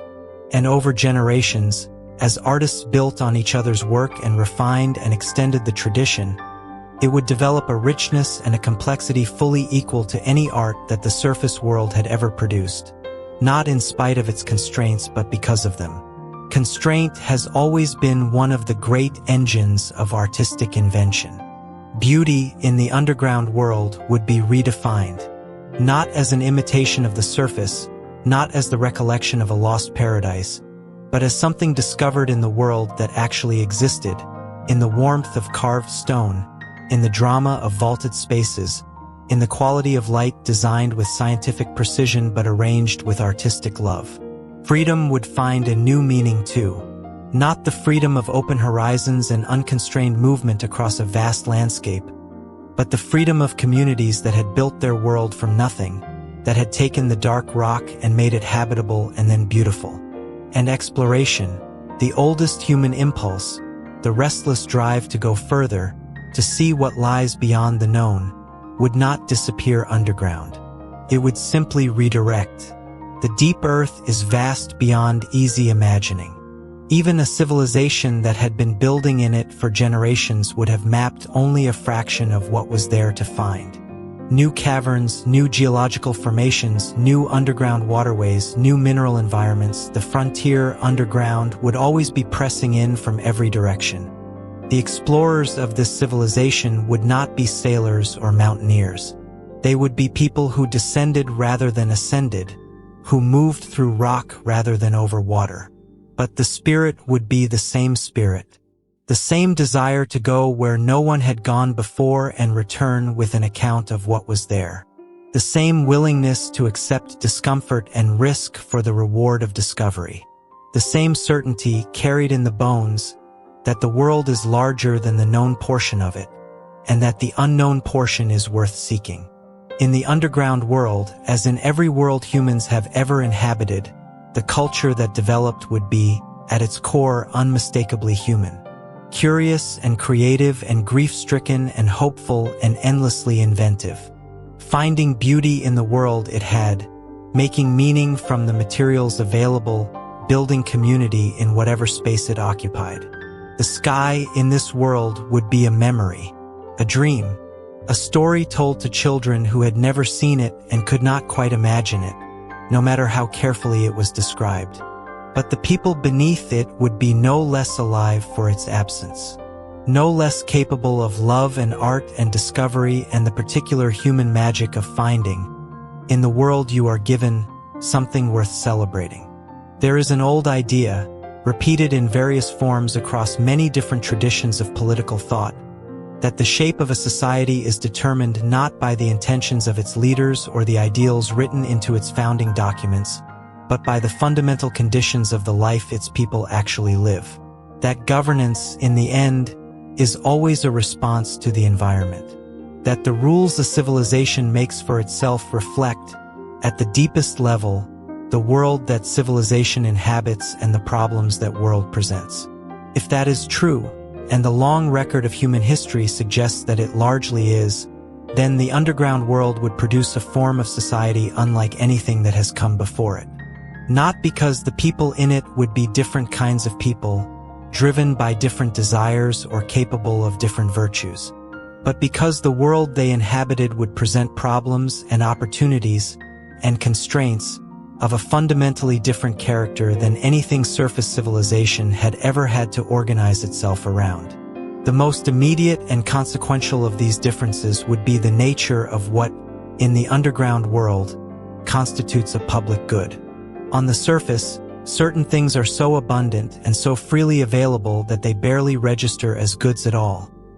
Things that exist in such excess that no civilization has ever had to seriously organize the provision of them. Air is the most obvious example. No surface society, however sophisticated or however troubled, has ever needed a ministry of air. The atmosphere is simply there, inexhaustible and omnipresent, available to every person regardless of their status or their relationship to power. Costs nothing to breathe on the surface. It requires no infrastructure, no maintenance, no allocation. Underground air is infrastructure.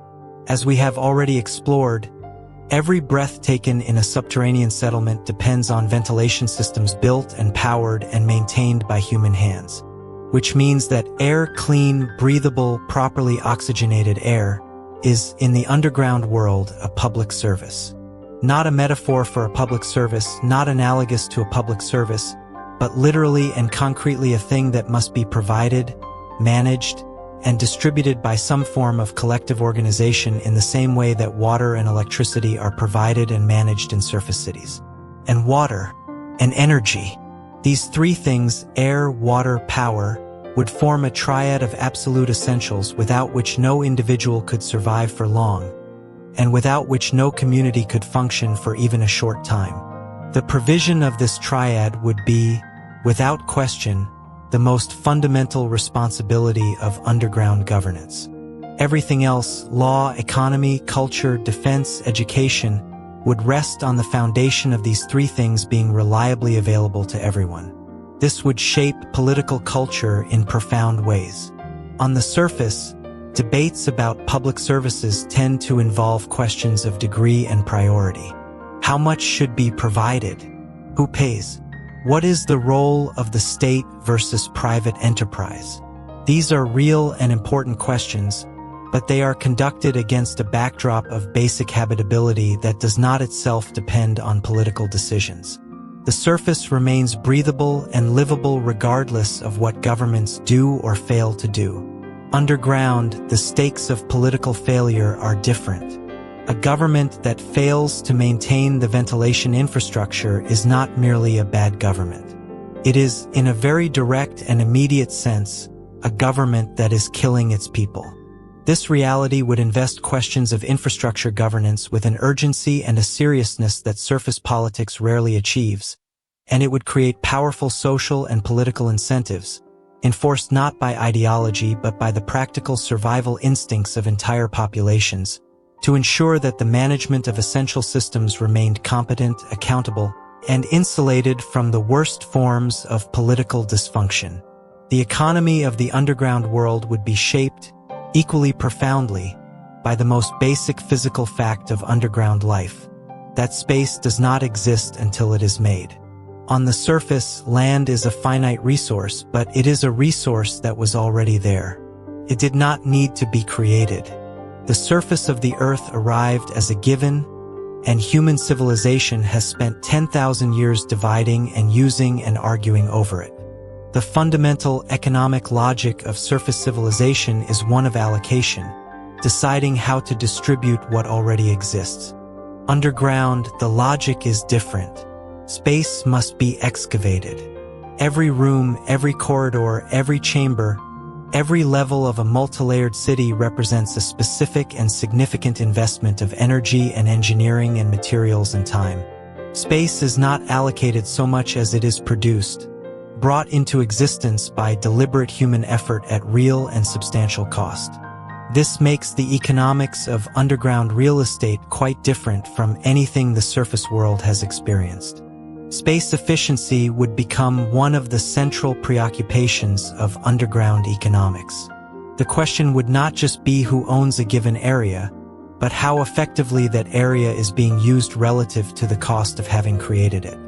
Underutilized space would carry an economic weight. A community that excavated chambers and then failed to fill them productively would be, in a very real sense, wasting resources in a way that a surface city sprawling into underused land does not quite parallel. Property ownership, in this world, would need to accommodate the three-dimensional nature of underground settlement in ways that surface property law has only begun to grapple with. On the surface, a property is defined primarily by its location on a horizontal plane, a particular patch of ground, described by boundaries and coordinates. The air rights above it and the mineral rights below it exist as legal concepts, but they are secondary to the fundamental horizontal definition. Underground, the vertical dimension is as important as the horizontal. A district at one depth level might have completely different characteristics, different proximity to transportation, different access to water or geothermal sources, different structural qualities in the surrounding rock, than the same horizontal location at a different depth. Property ownership would need to specify not just where something is but how deep it is, and the legal architecture of ownership, tenancy, and development rights would need to reflect the genuine three-dimensional complexity of underground geography. New legal concepts would emerge to handle disputes and transactions that have no surface equivalent. The right to excavate further downward from an existing property. The obligations of a property owner with respect to the structural integrity of adjacent tunnels. The complex question of who owns a newly discovered natural cavern that opens below an existing settlement, and who bears the cost and receives the benefit of connecting it to the established network. Lawyers and urban planners in the underground world would find themselves navigating legal and spatial frameworks of genuinely novel complexity, building precedent and practice from first principles in ways that their surface counterparts, working within the long-accumulated traditions of surface property law, would find both fascinating and bewildering. Communication would be the other great infrastructural priority, alongside the triad of air, water, and power. In a civilization spread across vast networks of tunnels, potentially stretching for hundreds of miles through solid rock, the ability to send information quickly and reliably across distances is not a matter of convenience but of coordination. And in a world where the coordination of complex systems is literally a matter of life and death, that distinction matters enormously. Communication networks would be threaded through every tunnel, every level, every corner of the underground world with the same thoroughness as ventilation ducts and power cables. Fiber optic lines and wireless relay systems, designed to function through rock and around corners and across the complex three-dimensional geometry of underground space, would ensure that no settlement, however remote, however deep, was cut off from the broader network of information and coordination that kept the civilization functioning. And along those communication lines, along those transportation tunnels, at the points where multiple routes converged and traffic flowed most heavily, something familiar from the history of surface civilization would begin to emerge. Cities have always grown at junctions, at the points where rivers met, where trade routes crossed, where the geography of movement created natural concentrations of people and commerce. The underground world would be no different. Settlements positioned at major transportation junctions, where several high-speed rail lines converged, where the main freight corridors intersected, where connections branched out toward multiple distant communities, would grow faster and larger and more complex than settlements in less connected locations. They would become the underground equivalents of the great port cities of surface history, places where goods and people and information concentrated naturally, where economic activity generated economic activity, where diversity of population created diversity of culture. These junction cities would develop the particular energy and complexity that great trading cities have always possessed. The underground equivalent of historical cities that grew up where rivers met the sea, or where mountain passes opened onto plains, places where the logic of geography created, almost inevitably, a concentration of human activity that accumulated power and culture and influence out of proportion to their physical size. Governing such cities, and governing the relationships between different settlements across the vast underground network, would require a form of political organization with a strong emphasis on long-term planning. The interconnectedness of underground systems, the way that a decision made in one community about water management or energy use or tunnel construction can have direct and significant consequences for communities many miles away, would make the kind of short-term, locally focused political thinking that surface democracies sometimes fall into genuinely dangerous. Long-term planning would need to be not just a governmental aspiration but a structural feature of underground governance. Multi-generational infrastructure projects, resource allocation decisions with consequences extending decades into the future, the careful management of the cumulative environmental load that millions of people place on a closed subterranean system, these would require institutions capable of thinking and acting across time horizons that electoral politics, with its tendency toward the immediate and the visible, has always struggled to accommodate. Some form of constitutional protection for long-term planning processes, insulating certain critical decisions from the short-term pressures of political cycles, might become a standard feature of underground governance. not anti-democratic in intent, but recognizing that some decisions are too consequential and too long-horizon to be safely entrusted to the rhythms of ordinary political competition. And yet, for all the forces pushing toward coordination and integration, the underground world would also be a world of genuine and deepening diversity.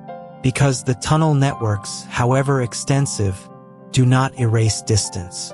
A community built 300 miles from its nearest neighbor, connected by a tunnel that takes several hours to travel even at speed, is in a meaningful sense isolated. Isolated in a way that shapes its culture over time, the way that island communities or mountain communities on the surface have always developed their own particular character. Different underground settlements would, across generations, develop distinct identities. Their own accents, drifting gradually away from the speech of their founding communities as language always drifts in isolation.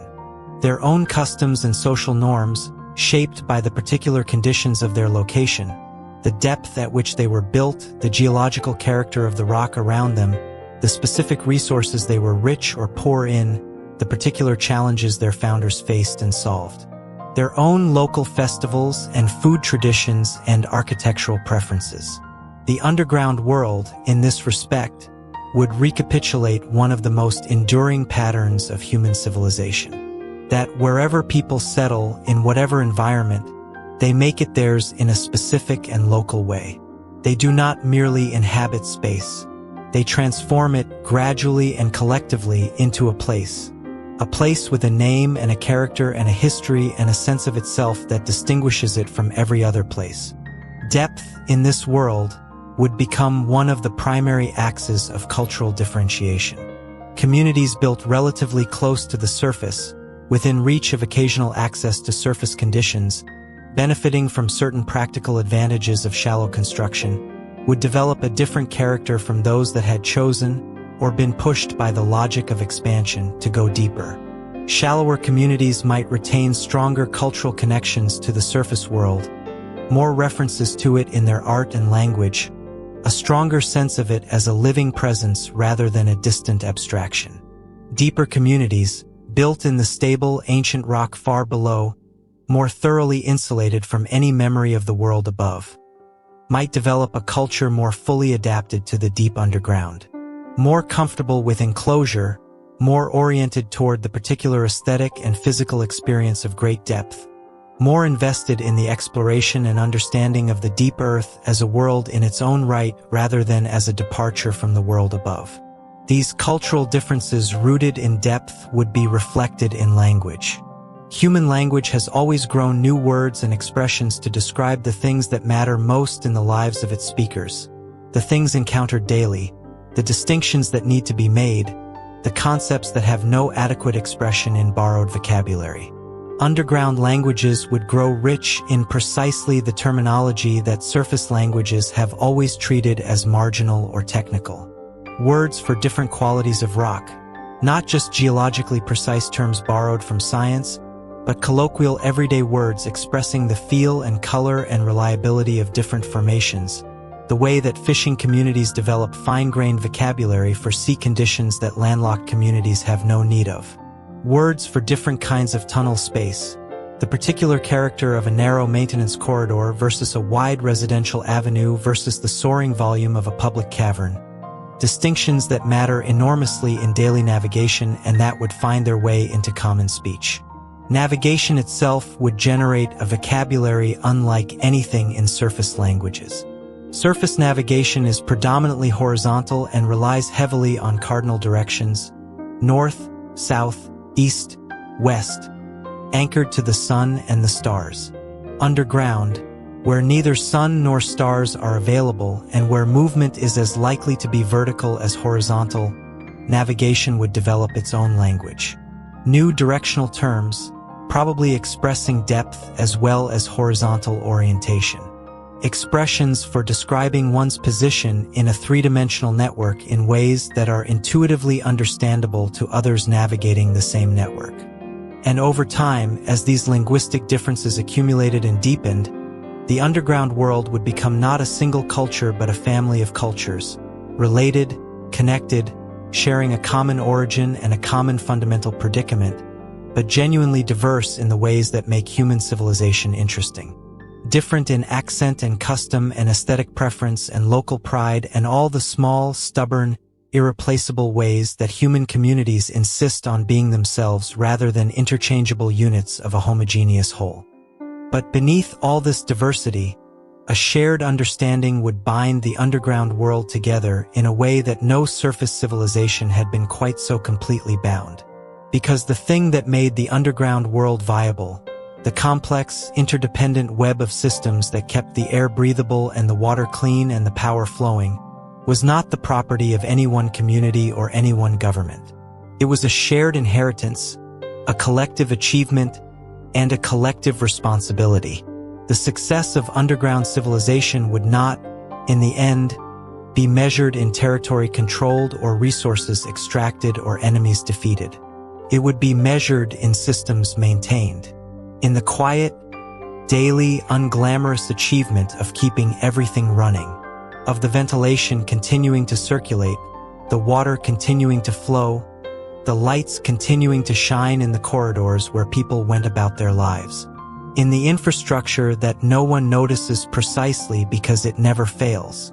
This is, perhaps, a more honest account of what makes any civilization successful than the grand narratives of conquest and expansion that surface history has tended to favor. Civilization is, at its most fundamental, the project of keeping people alive and connected, of maintaining the systems on which life depends. The underground world would simply make this truth inescapably visible, stripping away the surface abundance that has always allowed it to be obscured. In the underground world, there would be no taking the fundamentals for granted. No assuming that the air will always be there, that the water will always flow, that the systems will always hold. The people of the underground world would know, in their bones, that civilization is not a given. It is something built and maintained and chosen every single day. And in that knowledge, uncomfortable as it might sometimes be, there would be a kind of clarity and a kind of pride that surface civilization, in its abundance, has rarely been able to sustain for long. There is a particular kind of silence that falls over a place when people leave it. Not the silence of emptiness exactly, because emptiness has its own quality, flat and absolute, but a more complex silence. The silence of a world that is still full of life, still moving and breathing and growing, but no longer organized around human presence, no longer shaped by human intention.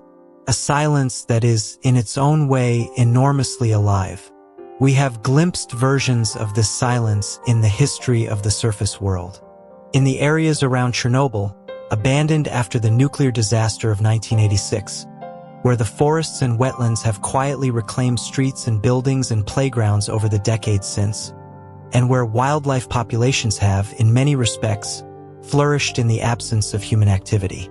In the Korean demilitarized zone, that strange narrow strip of land where the accident of geopolitics created a human exclusion zone that has become, unintentionally, one of the most biodiverse places on the Korean peninsula.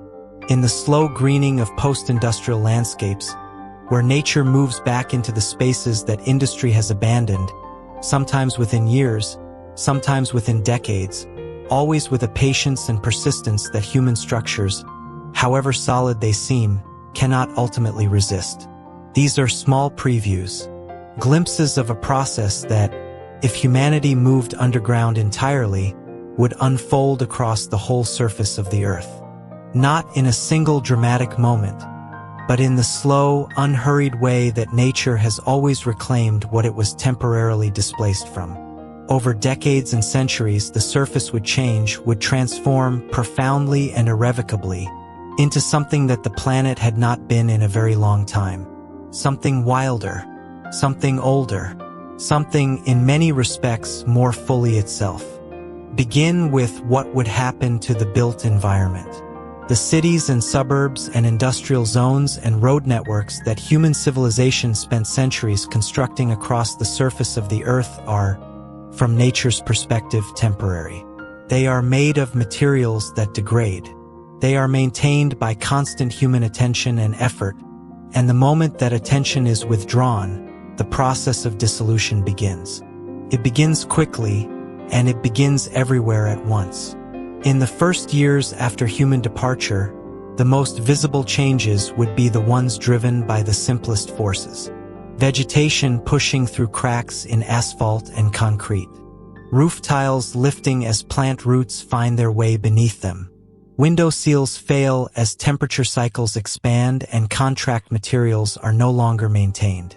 Water infiltrating structures through gaps that routine maintenance would once have sealed. The small, persistent, inexorable work of biological and physical processes reasserting themselves against the temporary order that human activity had imposed. Within a decade, the streets of abandoned cities would be visibly green. Grasses and wildflowers colonizing every crack and gap. Pioneer tree species, the fast-growing, opportunistic ones that nature always sends first into disturbed land, establishing themselves in what were once parking lots and median strips and suburban gardens left untended.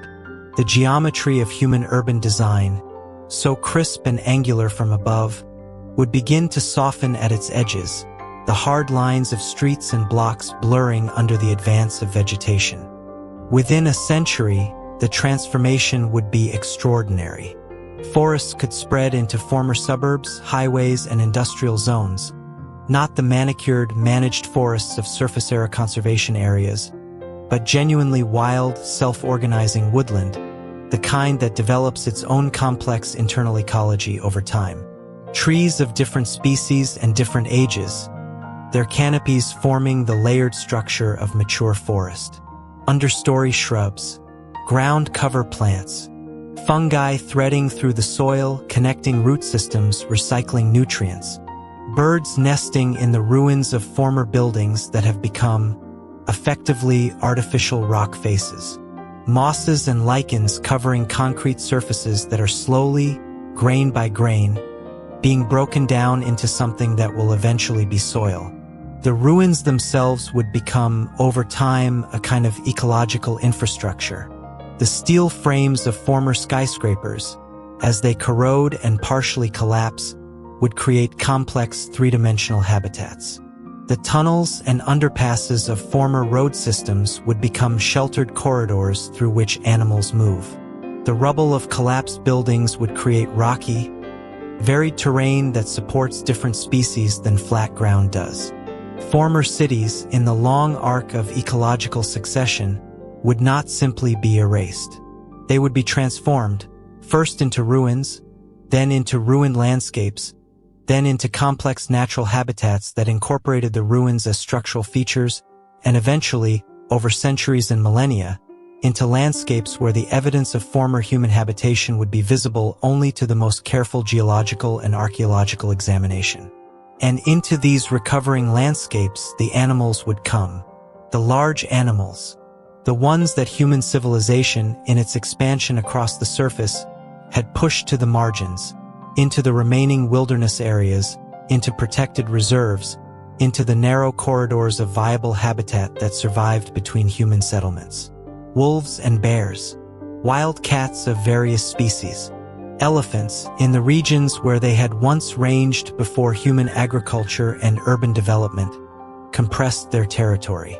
Bison, returning to the great grassland regions of the northern continents.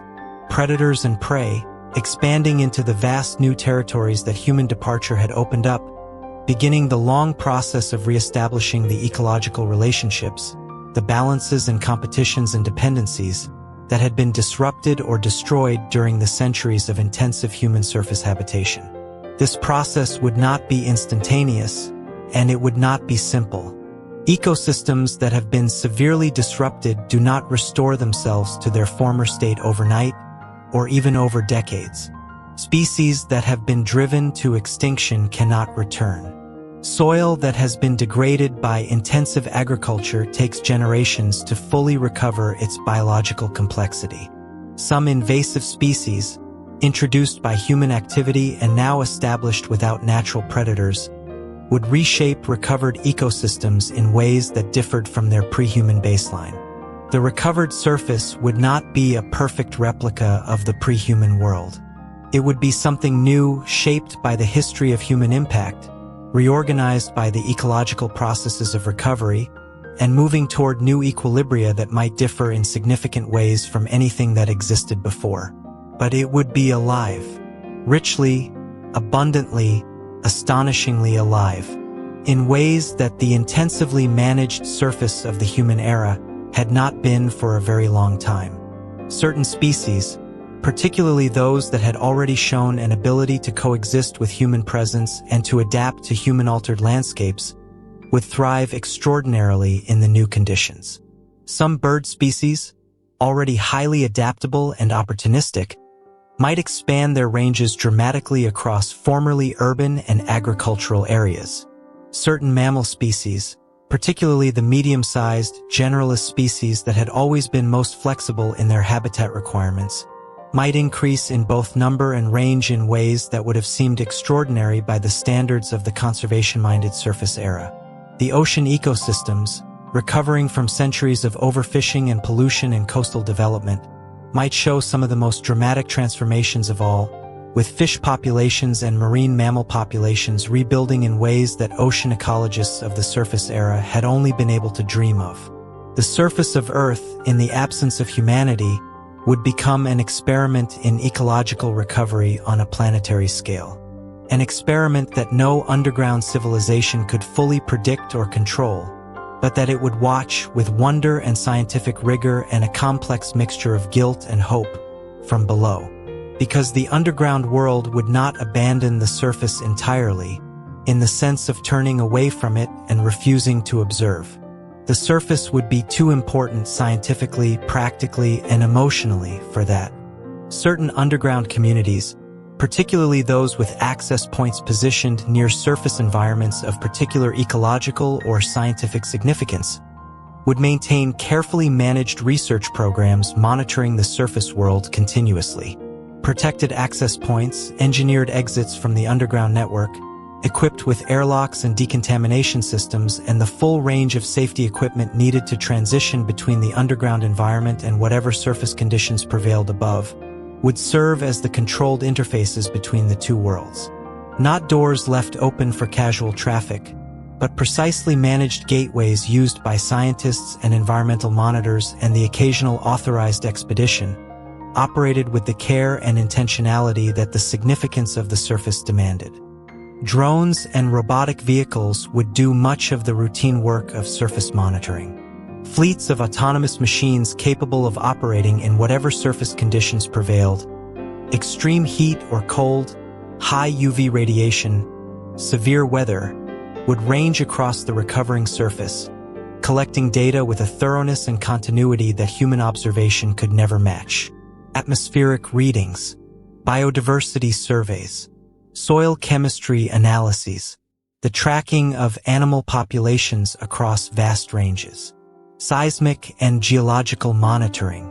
All of this data, streaming continuously back to underground research centers through communication links built into the access point infrastructure, would build a picture of the recovering surface more detailed and more comprehensive than the surface humanity had ever had of its own home world.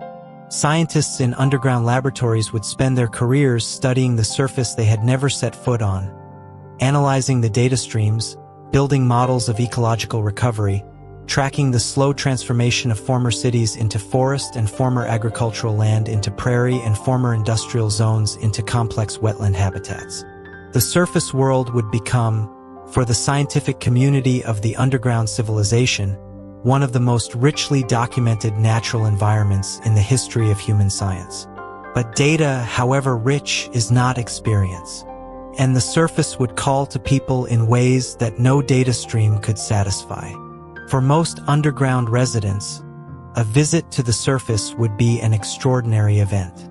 Not an everyday journey, not a casual excursion, but something closer to an expedition. A significant undertaking, requiring preparation and equipment and a formal process of transition through the access point infrastructure. The surface would not be a place you simply stepped out into. It would be a place you went to deliberately and with intention, in the way that surface-air adventurers went to remote mountains or polar regions. And it would be, for those who made the journey, an overwhelming experience. Everything that underground life carefully manages and moderates and simulates would be present on the surface in its raw, unmediated, full-intensity form.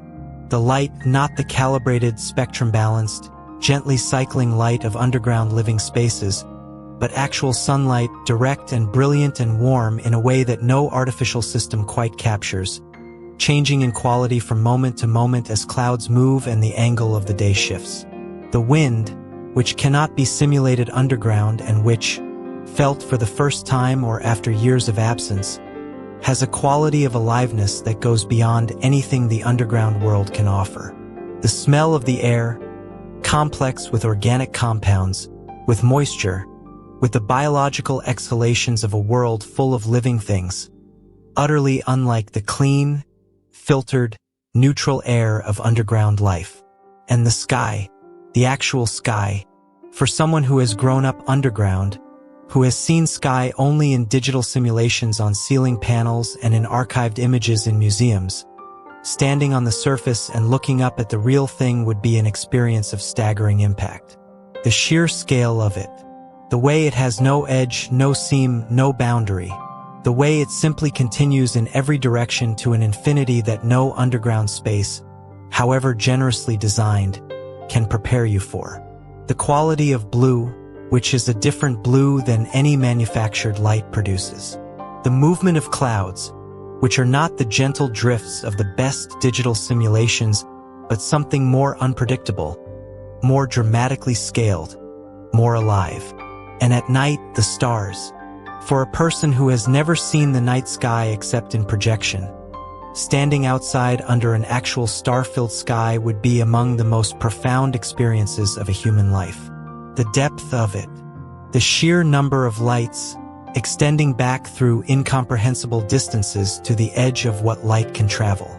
The Milky Way, where it is visible as a physical presence in the sky rather than an image on a screen, a river of light that your ancestors navigated by, that they told stories about, that they embedded in their mythologies and philosophies and scientific investigations across hundreds of generations.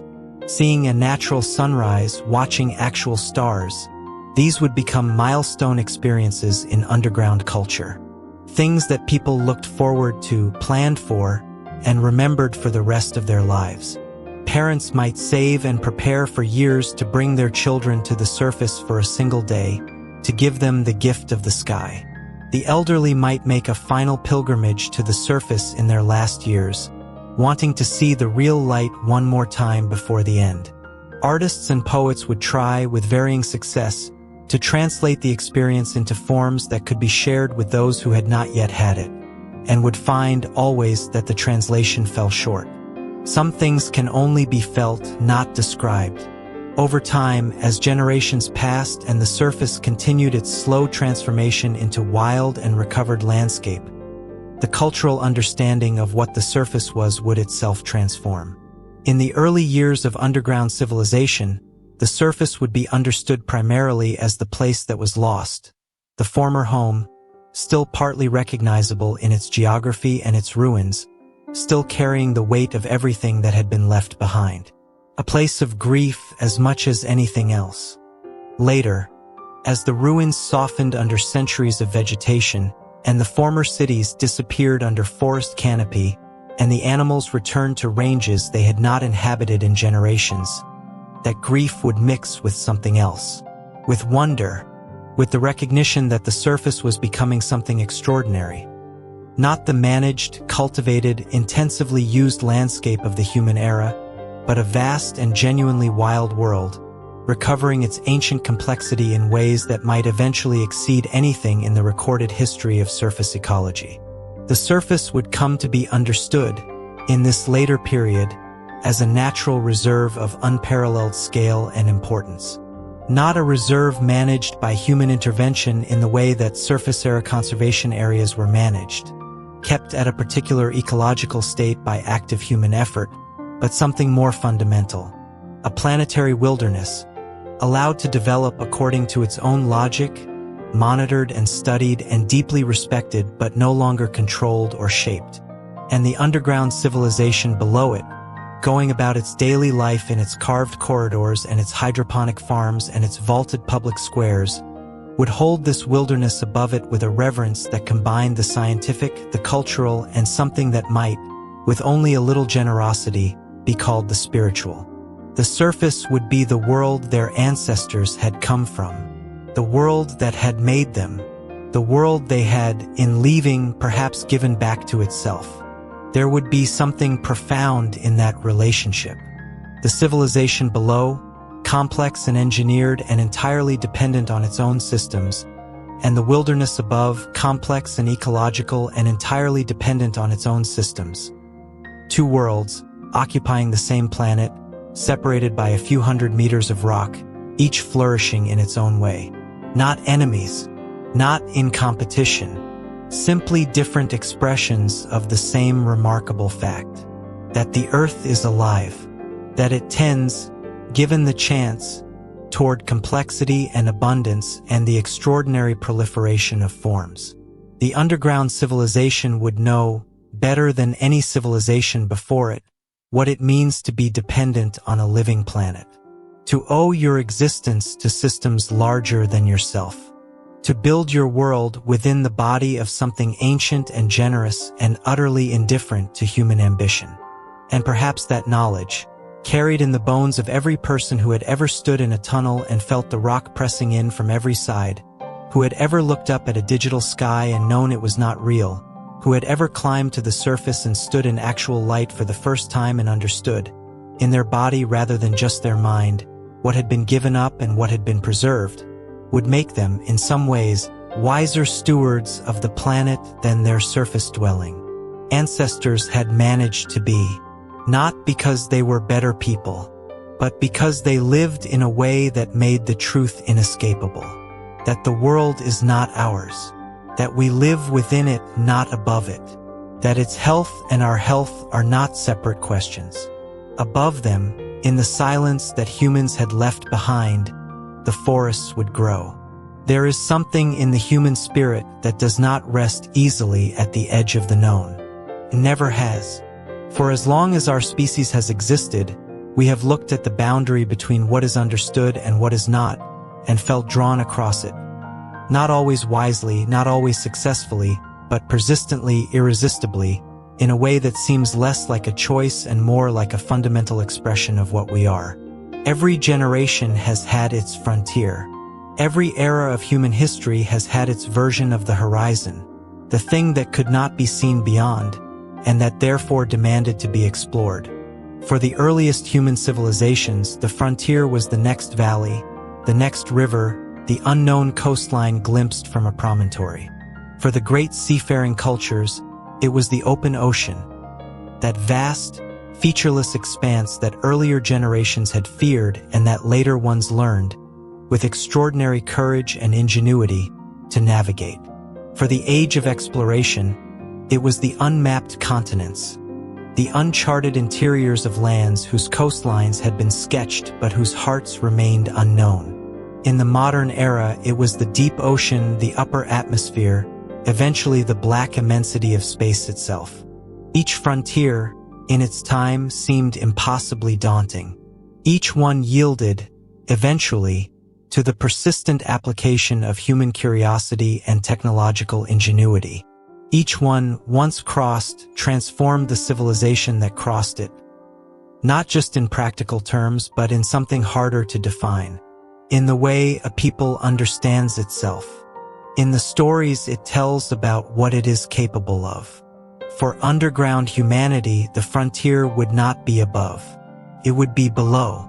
The deep earth, the vast, largely unexplored interior of the planet, stretching from the relatively shallow zones of existing settlement down through tens of kilometers of rock and heat and pressure to the extraordinary conditions of the mantle and beyond, would become the defining frontier of the age. The thing that called to explorers and scientists and dreamers the way the open ocean once called to the sailors of the ancient world. And unlike the ocean, unlike space, this frontier would be intimately close. You would not need a rocket or a ship to approach it.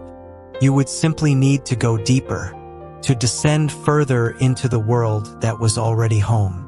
The scientific opportunities presented by underground civilization's proximity to the deep earth would be, from the very beginning, one of the most exciting aspects of the new way of life.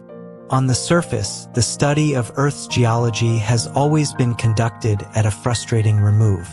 We drill boreholes and extract cores. We interpret seismic waves passing through the interior from distant earthquakes. We study the rocks that volcanoes bring up from depth and examine what erosion exposes at the surface. All of this has taught us an enormous amount. Our understanding of the planet's structure and history is genuinely impressive given the tools available. But it is ultimately indirect. We have never been able to simply go and look. Underground civilization would change this in the most fundamental possible way. Scientists embedded in settlements already hundreds of meters below the surface would have immediate, physical access to rock layers that surface geologists can only study through the mediation of instruments and models. The ability to walk up to a rock face and examine it directly, to take samples, to install monitoring equipment, to return repeatedly and track changes over time, would transform the practice of geology in ways that are difficult to overstate. The geological history of the Earth is written in its rock layers, in the record of ancient environments and extinct life forms and long-vanished ocean floors and mountain ranges ground down over hundreds of millions of years. That record, read from the surface, is fragmentary and incomplete.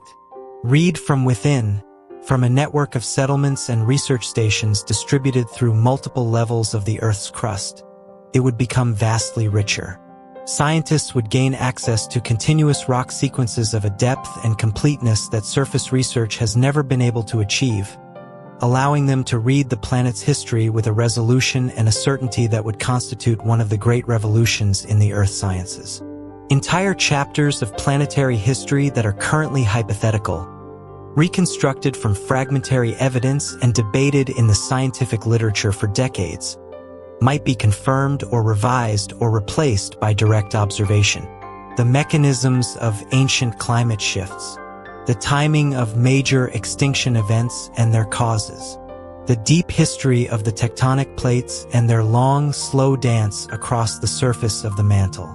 All of this, and much more, would become accessible to direct investigation in ways that surface science could never achieve. And deep underground, there would be another class of scientific opportunity that has nothing to do with the Earth itself. Underground observatories, research stations built at significant depth, shielded from the surface by hundreds of meters of solid rock, would offer conditions for certain kinds of physics research that are simply unavailable anywhere on the surface of the planet. The surface of the Earth is continuously bombarded by cosmic radiation, high-energy particles arriving from space, passing through the atmosphere and interacting with matter in ways that create a constant background of radiation and particle activity. For many kinds of physics experiments, this background is a serious problem. It creates noise that drowns out the subtle signals that sensitive instruments are trying to detect.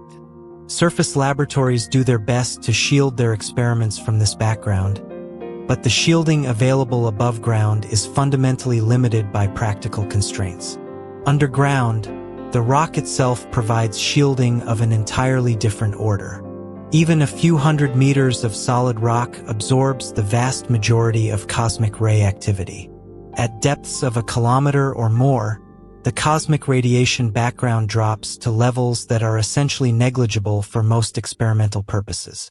This makes deep underground environments uniquely valuable for experiments in particle physics, for the detection of neutrinos and dark matter and gravitational waves, for any scientific investigation that requires measuring extremely subtle signals against an extremely quiet background.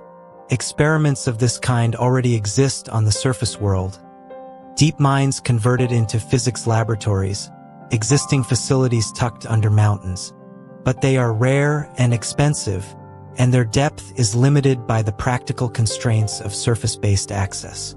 In an underground civilization, where deep infrastructure already exists and where the management of deep subsurface environments is a routine matter, these laboratories would be far more accessible and far more numerous.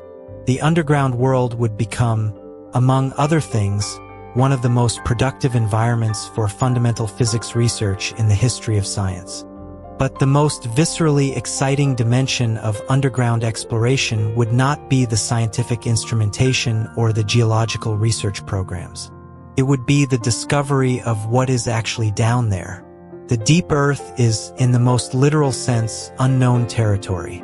We have maps of its broad structure, the crust, the mantle, the outer and inner core, derived from seismic data and theoretical modeling. But we have no maps in any meaningful sense of its specific geography. The particular layout of rock formations and fault zones and cavities and water systems and mineral deposits that actually constitutes the interior of the planet is something that no human civilization has ever had the ability to investigate directly at scale. Underground civilization would change this. And one of the first and most dramatic discoveries would almost certainly be the extent of the cave systems that exist in deep Earth, far beyond anything that surface exploration has managed to find. The cave systems known to surface humanity are, by geological logic, likely to be only a small fraction of what actually exists. They are the ones accessible from the surface, the ones that happen to have openings into the surface world, that happen to have been found and explored by the relatively small community of cave divers and spelunkers who have devoted themselves to this extraordinarily challenging form of exploration. The cave systems that exist entirely within the deep rock, with no surface opening, are completely unknown to us. We have no way of knowing they are there. Underground civilization, with its network of tunnels extending in all directions and its continuous program of geological monitoring, would inevitably begin to encounter these hidden systems. A tunnel boring through a rock formation would break into a cavern that no instrument had predicted. A survey team mapping a new section of the geological network would find, behind a wall of limestone, the entrance to a cave system stretching for tens of kilometers in directions that had never been explored. The underground rivers, the hidden water systems flowing through the deep rock, connecting aquifers and geological formations across distances that surface hydrology can only dimly perceive, would begin to reveal themselves as a connected and extensive hydrological world of extraordinary complexity. Some of these discoveries would be of immediate practical value. Underground rivers and hidden water reservoirs would be both scientific treasures and economic resources, sources of fresh water, potentially, for communities that needed it, or hydrological systems whose behavior had direct implications for the stability of existing settlements. Understanding them would be both a scientific priority and a practical necessity. Others would be valuable primarily for what they revealed about the planet itself, for the geological record preserved in their formations, for the ecosystems that might exist within them. The possibility of life in the deep Earth, microbial communities metabolizing in ways that require no sunlight, no oxygen, sustained by the chemical energy of rock-water interactions at depth, is not science fiction. It is an active area of research, supported by increasingly compelling evidence. Underground civilization would have the ability to investigate this possibility with a thoroughness and a directness that surface science cannot approach.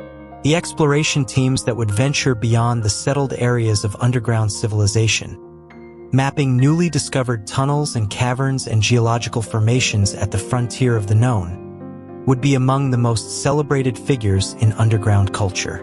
Not in the way that military or political leaders are celebrated, but in the way that the great explorers and naturalists of surface history are remembered, with a particular kind of reverence for people who go into the unknown and come back with an account of what they found. These would not be casual adventurers. The frontier of the deep Earth would be genuinely dangerous in ways that require real expertise and real preparation. Some regions at depth would be too hot for human presence. The geothermal gradient that makes deep rock valuable as an energy source also makes it, beyond a certain depth, simply too warm for human physiology. Regions of geological instability, where the rock is under pressures and stresses that make sudden movement possible, would require constant monitoring and careful assessment before any human presence could be considered safe. Underground water systems, beautiful and scientifically important, can flood with terrifying speed when the geological conditions change. There would be regions of the deep earth that human civilization could approach but never permanently inhabit. Natural limits to expansion, imposed not by political decision or resource constraint but by the simple physical conditions of depth, pressure, heat, instability, that no amount of engineering can entirely overcome. These limits would define the outer boundary of the underground world, the place where human civilization reached the edge of what was habitable and looked further into a darkness that remained, for the foreseeable future, beyond reach. But beyond the habitable limits, the drilling would continue. Because even where humans cannot go, machines can go further. And the development of drilling technology, already one of the more impressive achievements of the surface era, with boreholes reaching 12 kilometers into the crust, would, in an underground civilization with both the motivation and the infrastructure to support it, advance far beyond anything the surface world achieved. Future generations might develop drilling technologies capable of reaching depths that are currently entirely inaccessible to any human-made object. Not the modest improvements of incremental engineering progress, but genuine step changes in capability, new materials capable of withstanding the pressures and temperatures of deep drilling, new energy sources capable of powering the process at extreme depths, new approaches to the fundamental engineering challenges that have limited all previous attempts to go deep.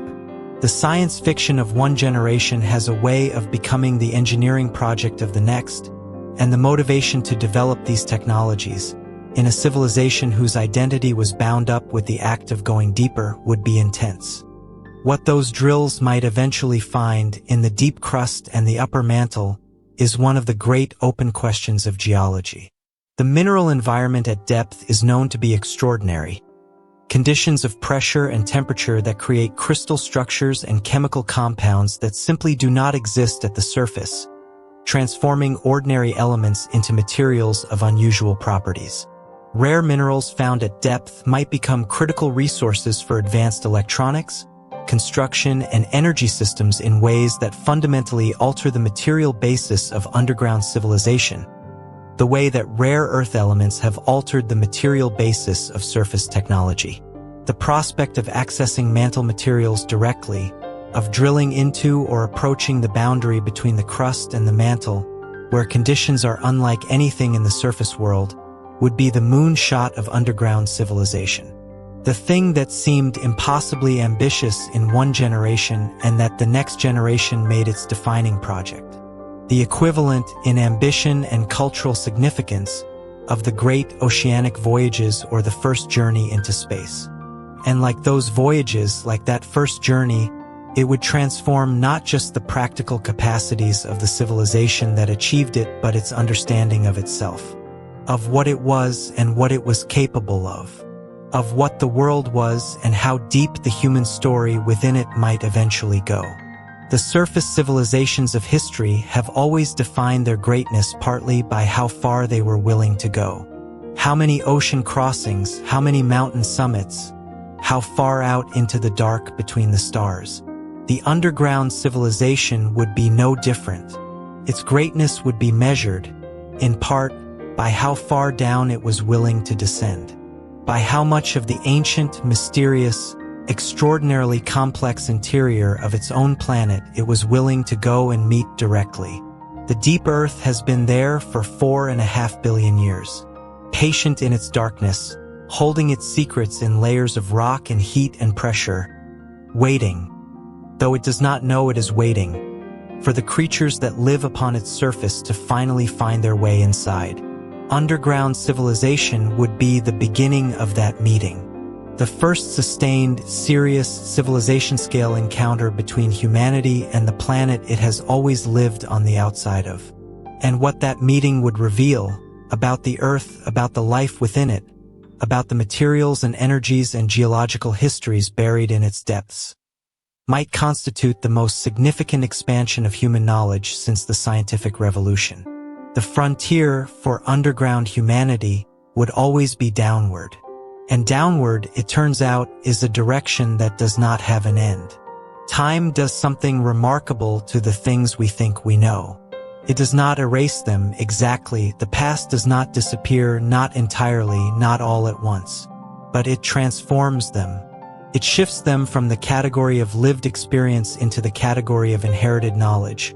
And then, across enough generations, from inherited knowledge into something more like mythology.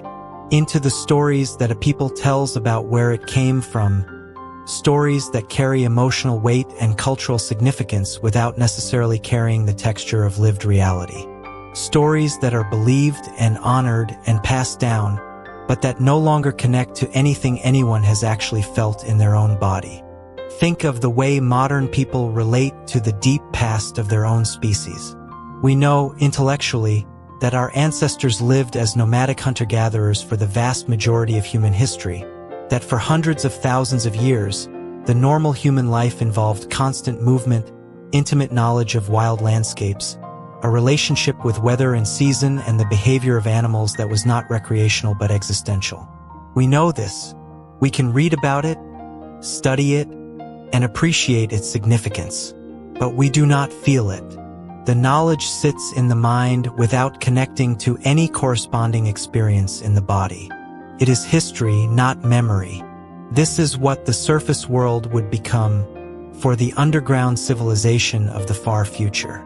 Not forgotten. Never entirely forgotten. Humanity has always been too tenacious a keeper of its own story for that. But transformed, across the long passage of thousands of years, from something that shaped daily life into something that shaped identity. From a place that people came from into a story that people told about where they came from. From memory into myth. And in that transformation, something would be lost, and something, perhaps, would also be found. The children born into the underground world of the distant future, born not into a civilization still adapting to its new environment, still mourning what it had left behind, still measuring itself against the surface standard, but into a civilization that had been underground for 100 generations, for 1,000 years or more, would inhabit a completely different relationship with the world around them. They would not experience the tunnels and chambers of their cities as departures from a more natural way of living. They would experience them simply as the world, as the self-evident, unquestioned, deeply familiar shape of existence. The psychological and cultural significance of this cannot be overstated. We are shaped in the most fundamental ways by what we grow up taking for granted. The child who grows up in a city takes the city as the baseline of normality. The child who grows up in a rural landscape takes open space and natural sounds, and the rhythm of agricultural seasons as the baseline of normality. Neither is making a conscious choice. They are simply absorbing the world they were born into, and that absorption becomes, over time, the foundation of everything, of how they move through space, of what they find beautiful, of what feels safe and what feels strange, of the metaphors they reach for when they try to express the most important things. For the children of the deep future underground world, the baseline would be the tunnel and the cavern and the warm carved stone of the city. And the surface, if they thought of it at all in their daily lives, would be a concept rather than a place. Something encountered in education and in cultural tradition, understood in the way that we understand historical periods we have not lived through, but not felt in the immediate personal way that we feel the world we actually inhabit. In the schools of this distant future, education would reflect the world that actually existed. Children would learn the geography of the underground as the primary geographical reality, the layout of the tunnel networks, the names and characteristics of the great cavern systems, the hydrological maps of the underground water systems, the geological terminology that allowed a person to understand and navigate and discuss the subterranean landscape they lived within. This would not be specialist knowledge, not the curriculum of a geology program or an engineering school. It would be general education, the equivalent of what surface children learned about their nations and their continents and their oceans, the basic geographical literacy that any functioning member of a society needs in order to understand where they are. Surface geography would be taught too, but differently. as history primarily, as the record of a world that once was the world from which underground civilization originated and to which it maintained a complex, multi-layered relationship.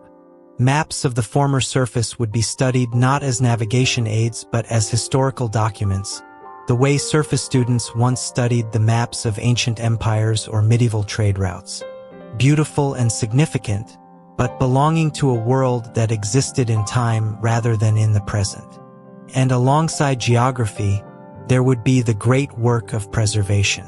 Because one of the most important responsibilities of any civilization that intends to endure across thousands of years is the care and maintenance of its own accumulated knowledge. The vast, fragile, irreplaceable record of everything that has been understood and created and experienced across the generations. The underground archives of the far future would be among the most extraordinary institutions in human history. Not just libraries, though they would be libraries in the richest sense of the word, but comprehensive repositories of everything.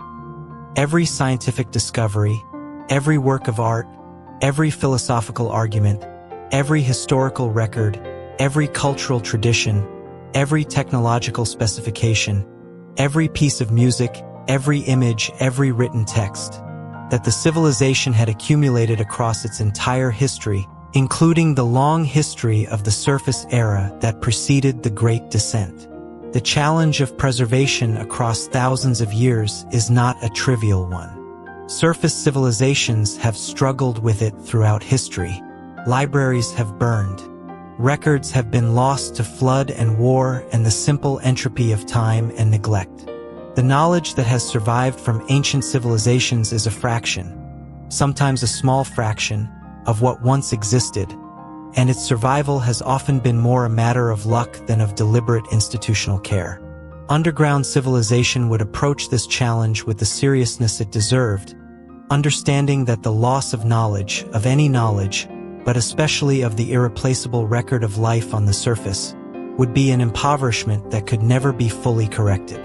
Multiple redundant copies of everything, distributed across geographically separate archives to protect against any single disaster. Materials chosen for longevity over centuries and millennia, not just decades.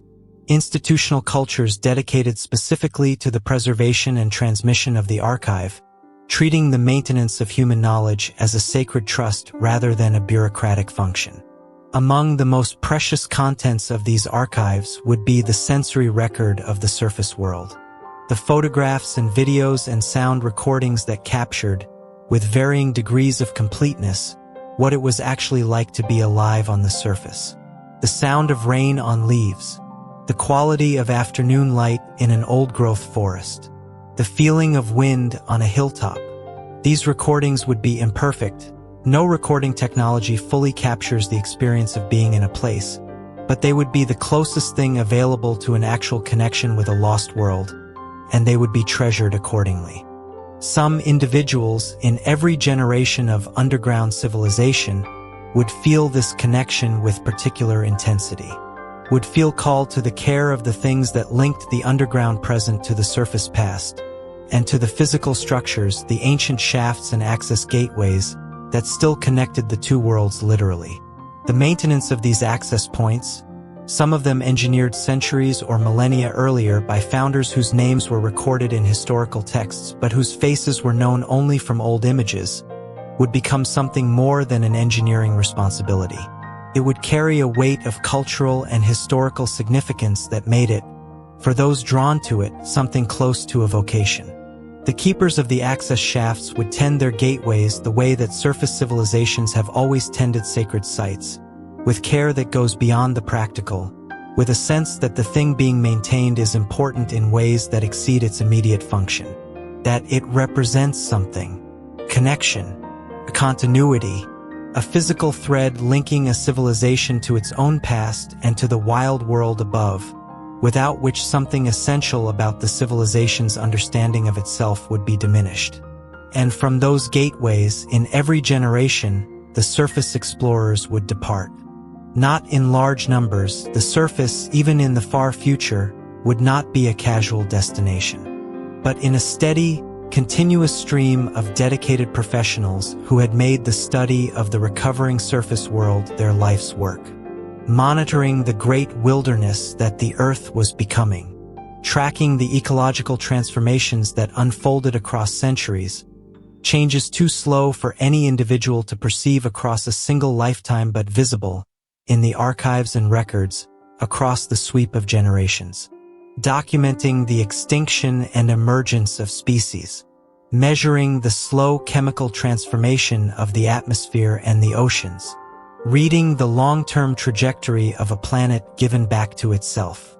These surface explorers would occupy a particular place in underground culture, respected with a depth of feeling that went beyond professional admiration, because they did the thing that most people would never do, and returned with accounts of a world that most people would never see, and in doing so they served as living reminders of the larger reality within which underground civilization existed. They were the people who knew, in their bodies rather than just their minds, that the world was not only tunnels and corridors and carved stone, that above the rock ceiling of the deepest chamber, above the access shaft and the airlock and the surface decontamination facility, there was sky, actual sky, a living planet breathing and changing and growing without any human instruction or assistance. The philosophical and spiritual life of this far future civilization would be deeply shaped by its particular relationship with the fundamental categories of the underground world: depth, light, darkness, the boundary between the known and the unknown, the relationship between the built and the natural, the meaning of being inside rather than outside, of being sheltered within the body of the earth rather than living on its surface. Religious and philosophical traditions would develop these themes in ways that would be recognizable, in their basic human concerns, to any previous civilization, but that would be expressed in a vocabulary and imagery quite unlike anything from the surface era. The descent, the original act by which humanity came underground, might acquire in some traditions a quasi-mythological significance, becoming the founding narrative around which an entire spiritual cosmology was organized. The movement from light to darkness, from open to enclosed, from the vulnerable exposure of the surface to the sheltered intimacy of the deep earth. This journey, which had been a practical survival decision for the civilization's founders, might become, across generations of religious and philosophical reflection, something rich with symbolic meaning. A metaphor for the interior journey, for the movement from shallow to deep understanding, for the willingness to descend into the unknown places within experience rather than staying safely on the surface of things. Light, in this context, would carry extraordinary symbolic weight, as it has in nearly every human spiritual tradition. Across every culture that has ever existed, light would represent knowledge, truth, divinity, the sacred. But underground, where light is not ambient and automatic but something that must be created and maintained, its symbolic significance would be felt with a particular intensity. Light is not free here. It is chosen. It is made. And the making of light, the decision to illuminate the darkness rather than accept it, would carry in underground philosophical traditions a resonance that surface philosophies, which could take light for granted, had never quite achieved. Darkness, equally, would be a more complex category in underground philosophy than in surface traditions that tend to treat it primarily as the absence of the good. In the underground world, darkness would be understood as the natural condition, the state of the deep earth before human presence, and the state that surrounds human presence on all sides beyond the reach of the artificial light. Not evil, not hostile, but simply the ground condition. The context within which all human achievement and all human meaning is constructed. A darkness that is not the opposite of light but the medium in which light exists, the thing that gives light its significance by being everywhere that light is not. The philosophers of the underground world, grappling with these themes across generations, would produce a body of thought about human existence and human meaning that would be unlike any previous philosophical tradition, while also being continuous with the oldest human concerns. Where do we come from? What are we? What does it mean to build a home in the world? What do we owe to the world that sustains us? What is the relationship between the constructed and the natural, between the human and the non-human, between the temporary and the enduring? These are the questions that human beings have always asked. Underground, they would take on new forms, expressed in new metaphors, reaching new conclusions, or perhaps the same ancient conclusions arrived at by a different route. And in the very long run, after not centuries but millennia of underground life, something would shift in the deepest layer of human self-understanding. The surface civilization had always thought of itself as a surface species. It took this for granted, in the same unreflective way that humans have always taken their basic nature for granted. Of course, we belong on the surface. Of course, the sky is our sky. Of course, the open air is our natural environment. This was not a conclusion reached by argument. It was simply assumed, built into the category of what we were. For the civilization of the deep future, this assumption would no longer hold. After enough generations, after enough centuries of living and being born and dying in the underground world, the category of what it meant to be human would have quietly reorganized itself around a different center. Not a surface species making underground. Not a civilization in exile from its true home. But something genuinely new, a civilization that was underground the way fish are aquatic. Not because it was adapting to an alien environment, but because the underground was simply and completely where it lived. Where it had always lived, in the only sense of always that felt real and personal. Where it belonged. The sky in this world would be known but not felt. It would exist in the archives, beautifully documented. The quality of its blue at different times of day, the extraordinary variety of its cloud formations, the drama of its storms, the silence of its stars on a clear night far from any city. Children would learn about it in school, encounter it in the cultural traditions that maintained the memory of the surface world, perhaps experience a simulation of it in the sophisticated virtual environments that educational technology provided. They would know what it was. They would understand its significance in the history of their civilization. But it would not be theirs in the way that the warm stone corridor outside their home was theirs. The vaulted ceiling of the great public square, lit in amber and gold, would be more sky to them than any digital simulation of actual sky.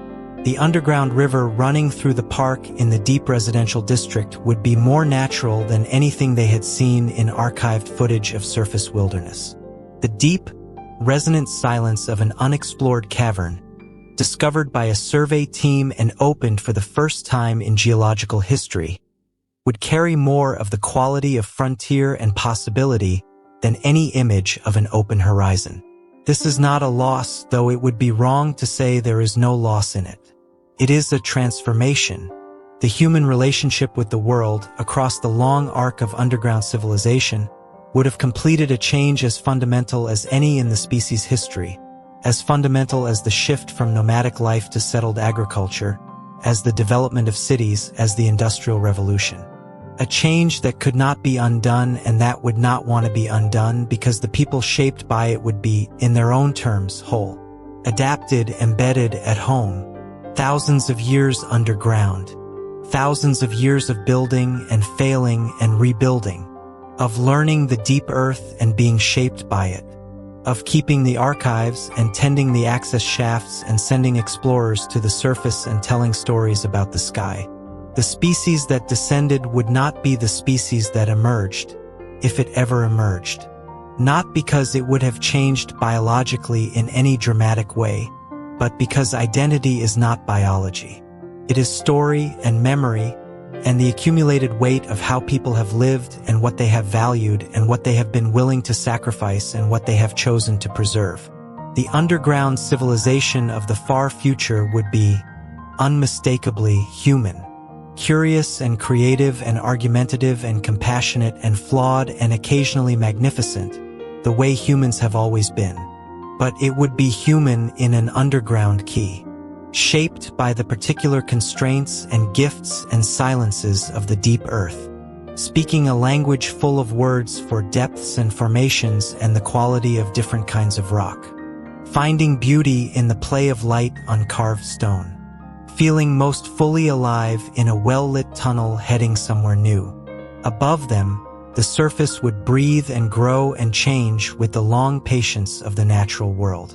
Below them, the unexplored deep earth would press downward into heat and mystery, and in the carved, illuminated, endlessly complex middle space between, a civilization would continue, as it always had, and as it always would, the ancient, never-finished, uniquely human work of making a home in the world. We have come a long way together in this exploration. From the first difficult decision to descend, through the extraordinary engineering of the early settlements, through the reinvention of agriculture and the adaptation of human biology and culture, through the slow transformation of underground life from emergency measure to established civilization, through the recovery of the surface and the exploration of the deep earth, through the long millennia in which the underground world became simply and completely home. We have followed the arc of a civilization across a span of time that strains the imagination, from the first carved tunnels to the deep future in which the sky is a memory and the stone is familiar and the human story has become something no surface generation could have predicted or fully recognized. And now we arrive at the final question. Not what underground civilization looks like when it is new, or when it is mature, or even when it is ancient, but what it becomes when it is complete. When the technologies have reached their fullest development, when the possibilities have been pursued to their furthest extent, when the underground world has been everything it can be, and when humanity, in its restless, incorrigible, magnificent way, begins to look beyond even that. Because that is the nature of the species. It always has been. We do not stop at the boundary we have reached. We look at it, study it, understand it as well as we can, and then we ask what lies on the other side. The technologies of the far future underground world would be, by the standards of the civilization that made the original descent, almost incomprehensibly advanced. Not in the dramatic, discontinuous way of science fiction, not machines that violate the laws of physics or capabilities that have no relationship to the technologies that preceded them, but in the deeper, more genuine way that real technological development actually works. Each generation building on what the previous one understood. Each problem solved reveals new problems and new possibilities. Each new capability opened new directions that earlier generations could not have imagined because they did not yet have the conceptual vocabulary to describe them. Biotechnology would be among the most transformative forces shaping the deep future of underground civilization. The challenge of growing food under artificial conditions, which the early underground world addressed with hydroponics and vertical farming and carefully calibrated lighting systems, would, across generations of research and development, yield solutions of a fundamentally different character. Not just better versions of what the early settlements used, but new kinds of life itself. The organisms that fed the underground world of the distant future would be, in many cases, organisms that had been developed specifically for underground conditions. Not the crops of the surface world, grown in soil under sunlight, adapted to the particular conditions of open-air agriculture over thousands of years of selective cultivation. But new varieties, and eventually new species, developed through the full range of biotechnological tools available to a civilization that had been studying and manipulating biological systems for centuries. Crops optimized at the genetic level to convert artificial light into food energy with an efficiency that natural photosynthesis cannot approach. Trees engineered to grow in the particular atmosphere of underground parks, providing the visual and biological experience of forest without requiring the resources that surface-adapted trees would need. Organisms of various kinds adapted to serve specific functions in the underground ecosystem, processing waste, purifying water, maintaining air quality, providing nutrition, with a precision and efficiency that the messy, generalist organisms of the surface world could not match. This would not be a cold or clinical world. The organisms in it would be alive, genuinely, complexly, beautifully alive, in the way that all living things are beautiful regardless of how they came to be. A forest of trees designed for an underground cavern would be a real forest. The light filtering through engineered leaves, the complex chemical exchanges happening in engineered root systems, the birds and insects, perhaps also adapted over generations to underground conditions, moving through the canopy. It would be different from a surface forest, but it would be alive in its own right, with its own ecology and its own particular beauty. And the spaces in which this new nature existed would be spaces of an ambition and a grandeur that the early underground civilization could only gesture toward. The architects of the deep future would not be constrained by the limitations of early excavation technology or the urgent practical priorities of survival. They would have centuries of accumulated knowledge of the deep rock, centuries of engineering refinement, and the full biotechnological toolkit to work with. And what they would build, what they would choose to build, given all of that, would be something extraordinary. Entire underground landscapes, not parks in the modest sense of the word, but geological-scale interior environments, enormous caverns, natural or engineered or some combination of both, transformed into worlds within a world. Artificial mountains, their slopes covered in engineered vegetation, rising towards ceilings hundreds of meters overhead, lit in the full spectrum of a clear sky. Underground lakes of a size to hold genuine weather systems, their surfaces stirred by engineered air currents into waves, their depths populated by ecosystems as complex as any surface body of water. Forests extend for kilometers in multiple directions, their canopies creating a genuine sense of being outside, of being in a world without walls, even when the walls are there, just further away than the eye can easily resolve. These spaces would be among the greatest achievements of human civilization, greater in their way than any single surface monument or building, because they would be not just created objects but created environments. Living, breathing, self-sustaining worlds, maintained by the same kind of ecological logic that maintains natural environments, but shaped and bounded by human intention. The people who lived near them, who visited them, who grew up with them as part of their ordinary experience of the world, would not need to miss the surface. They would have something that, while not the surface, was genuinely, deeply satisfying in the same registers that the surface had always satisfied, the registers of space, of nature, of the visual and sensory experience of being small in a large and living world. And the cities that surrounded these great interior landscapes would be, by then, marvels of self-sufficiency that the early underground settlements could barely have imagined. The goal of independence, of producing everything a community needed from within its own resources and systems, which the first underground cities had pursued as a survival strategy and achieved only partially, would in the deep future be essentially complete. Cities that produced all their own food, through combinations of engineered biology and precision agriculture that wastage was negligible and nutritional completeness was guaranteed. Cities that produced all their own energy, drawing on geothermal sources and advanced nuclear systems and perhaps, by then, on energy technologies that the early underground era had not yet developed. Cities that manufactured their own goods from local materials, with recycling systems so complete that the concept of raw material import had become largely historical. Cities that managed their own water with zero net loss, every molecule completing its cycle and returning to service. Not dependent on the outside world for anything essential, not vulnerable to the disruption of supply routes or the failure of distant systems, not hostage to the decisions of other communities about what they would and would not share. This self-sufficiency would represent a form of freedom that no previous human civilization had ever fully achieved. The freedom from dependency, the security of knowing that your civilization's continuation does not rest on maintaining access to resources or relationships that could, in principle, be disrupted. For a civilization whose founders had learned, in the most visceral possible way, how quickly things can change and how completely a previously reliable world can become inhospitable, this independence would not be merely convenient. It would be a deep cultural imperative, an expression of the lessons of the original descent, carried forward across generations into an architectural and technological achievement.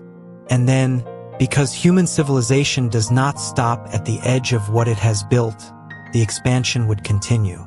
Not upward, the surface was a wilderness now, a planetary reserve, something to be respected and monitored and occasionally visited but not recolonized. But outward, in all the other directions that the subterranean world offered, beneath the oceans, this possibility, which the early underground civilization might have contemplated as a distant theoretical prospect, would, in the deep future, become a serious and then an achieved reality. The tectonic plates that carry the continents rest on oceanic crust. Beneath the ocean floors lies the same rock that underlies the land, and in that rock, the same principles of geologically stable formation, the same possibilities for excavation and habitation that made land-based underground cities possible in the first place. Tunnels beneath the ocean floor, connecting the underground civilizations of different continents, would transform the geography of the underground world in the way that oceanic navigation transformed the geography of the surface world, knitting together communities that had been separated by barriers that now became passable, creating connections across distances that had previously defined the limit of practical integration. An underground civilization that could travel from the former European landmass to the former American continents through a tunnel under the Atlantic, passing through settled chambers that made the journey as comfortable as any overland passage, would have achieved a connectivity that the surface era, for all its technology, could only approximate through the friction-filled medium of air and sea travel. And these submarine underground regions, the habitations carved from the rock beneath the ocean floor, might become, in time, some of the most remarkable places in the underground world. Insulated by both the rock beneath and the kilometers of ocean above, they would be among the most stable, most protected environments available. Safe from the surface geological activity that could, in extreme cases, affect land-based settlements. Shielded by an extraordinary depth of matter from any conceivable surface event. Quietly removed from the political and cultural dynamics of the main settled regions, in the way that island communities have always developed their own particular character by virtue of their separation. The deepest of these settlements, the most technologically advanced outposts of underground civilization, positioned where the challenges were greatest and only the most capable systems could maintain habitability, would be the places where the cutting edge of every relevant technology would be concentrated.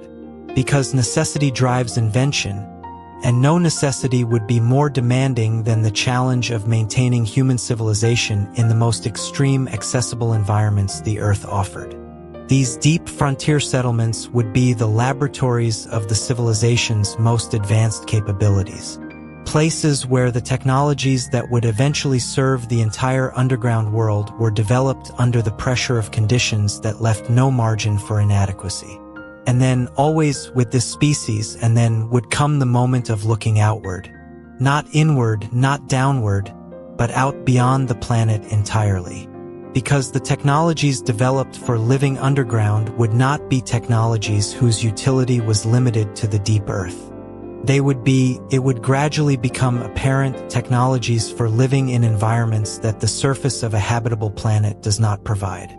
Sealed habitations with controlled atmospheres, artificial lighting systems that sustain biological life without access to a natural star, closed-loop resource management that produces food and water and air from a fixed stock without external replenishment, geothermal energy systems adaptable to the thermal environments of different worlds. The full toolkit of underground civilization would be, with adaptation and development, a toolkit for living almost anywhere. The Moon, Mars, the subsurface environments of other worlds that are too cold, or too radiation exposed, or too airless on their surfaces for human habitation, but that offer, in their interiors, conditions not entirely unlike the deep underground of Earth.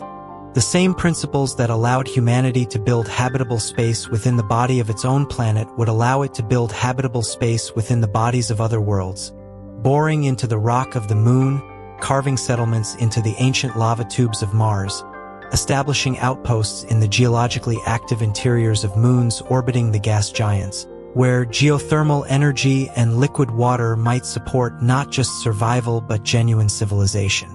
The underground era of human civilization would be, seen from this perspective, more than a response to surface catastrophe, more than an extraordinary feat of adaptation.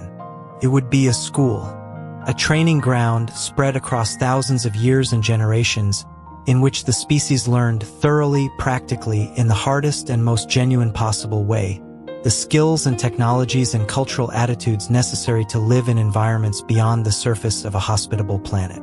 The founders of the first underground settlements would not have known this. They were making a survival decision, not a long-term strategic investment in the species' spacefaring future. But that is the way history so often works. The thing done out of necessity turns out, across sufficient time, to have been the preparation for something that was not yet imaginable. The skills developed for one challenge turn out to be exactly the skills needed for a challenge that could not have been foreseen. There is a line of connection, running across the full length of the underground story, from the first tentative tunnels carved in response to a surface world that had become inhospitable to the settlements carved into the rock of other worlds by a civilization that had learned, in the most thorough possible way, that it could build a home wherever there was matter to work with and energy to sustain life. A continuous thread of accumulated knowledge and cultural confidence and proven capability, passed from generation to generation across the long underground centuries. And in the most distant future of all, the future that is speculation even by the standards of this long speculative journey, the perspective shifts one final time. The descendants of the underground civilization, spread now across not just the deep earth but the solar system, perhaps beginning the immeasurably longer project of reaching beyond it, would look back at the full arc of the human story with eyes that could see both chapters clearly. The surface chapter and the underground chapter. The open sky and the carved stone, the age of sunlight and weather and the living surface of a young planet, and the age of artificial light and engineered nature and the deep, stable dark. And what they would see, looking back across all of it, would not be a story of loss followed by recovery, or of catastrophe followed by adaptation. They would see a story of continuous, restless, sometimes desperate, ultimately extraordinary becoming. A species that was never finished, that never accepted the boundary it had reached as a final boundary, that looked at the uninhabitable and found ways to inhabit it, that looked at the darkness and built light within it, that descended into the earth and found there not an ending but a beginning. The surface and the underground, seen from sufficient distance, would not look like opposite chapters, one natural, one artificial, one lost, one chosen. They would look like what they were, two movements in a single long piece of music, two stages in the development of a theme that was established at the very beginning, when the first human beings looked at the world around them and decided, without quite knowing why, that there was more of it to find. That impulse, that particular, irreducible human refusal to be content with the known, is the thread that runs through all of it.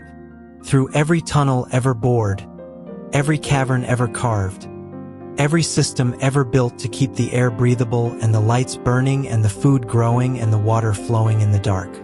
Through every child born underground who grew up and contributed something to civilization, and every generation that passed the archive on to the next, and every explorer who climbed the access shaft and stepped out into a world of sky and wind and found it overwhelming and beautiful and strange. The sky above, the deep earth below, and in between, neither on the surface nor at the center but somewhere in the layered, complex, astonishing middle, the civilization that built itself there and refused to stop. This has been a journey through a world that does not exist. A careful, thoughtful, extended imagining of what might be if the circumstances of human life were radically different from what they are. And like all good journeys through imagined worlds, it has perhaps told us something true about the world that does exist, about what we are capable of, about the depth of human adaptability and creativity and the tenacity of the human community, about the relationship between civilization and the planet that sustains it, a relationship we might, in our ordinary surface lives, take for granted more than we should. We live on the surface of a living world. The rock beneath our feet goes down for thousands of kilometers, full of heat and pressure and mineral richness and, perhaps, undiscovered forms of life. The sky above us is real, genuinely, incomparably real in a way that no simulation can fully capture. The sunlight on our skin is doing something to our bodies that we cannot replicate artificially. Not entirely, not yet. The wind is a real phenomenon, the product of a vast and complex atmospheric system that we did not build and cannot fully control. All of this is, right now, simply here, freely available, unremarkable by virtue of its constancy. The underground civilization of this imagined future would know, as few surface civilizations have fully known, what it means to miss these things, to understand their value not as abstractions but as absences, to have built extraordinary substitutes for them and to know, with complete clarity, that the substitutes are not the same as the originals. Perhaps that is the most useful thought to carry out of this long descent and back into the ordinary world. That the ordinary world is not ordinary at all. That the sky is not a given and the sunlight is not a given and the open air is not a given. That they are gifts from a planet that has been, across the long history of the species, extraordinarily generous.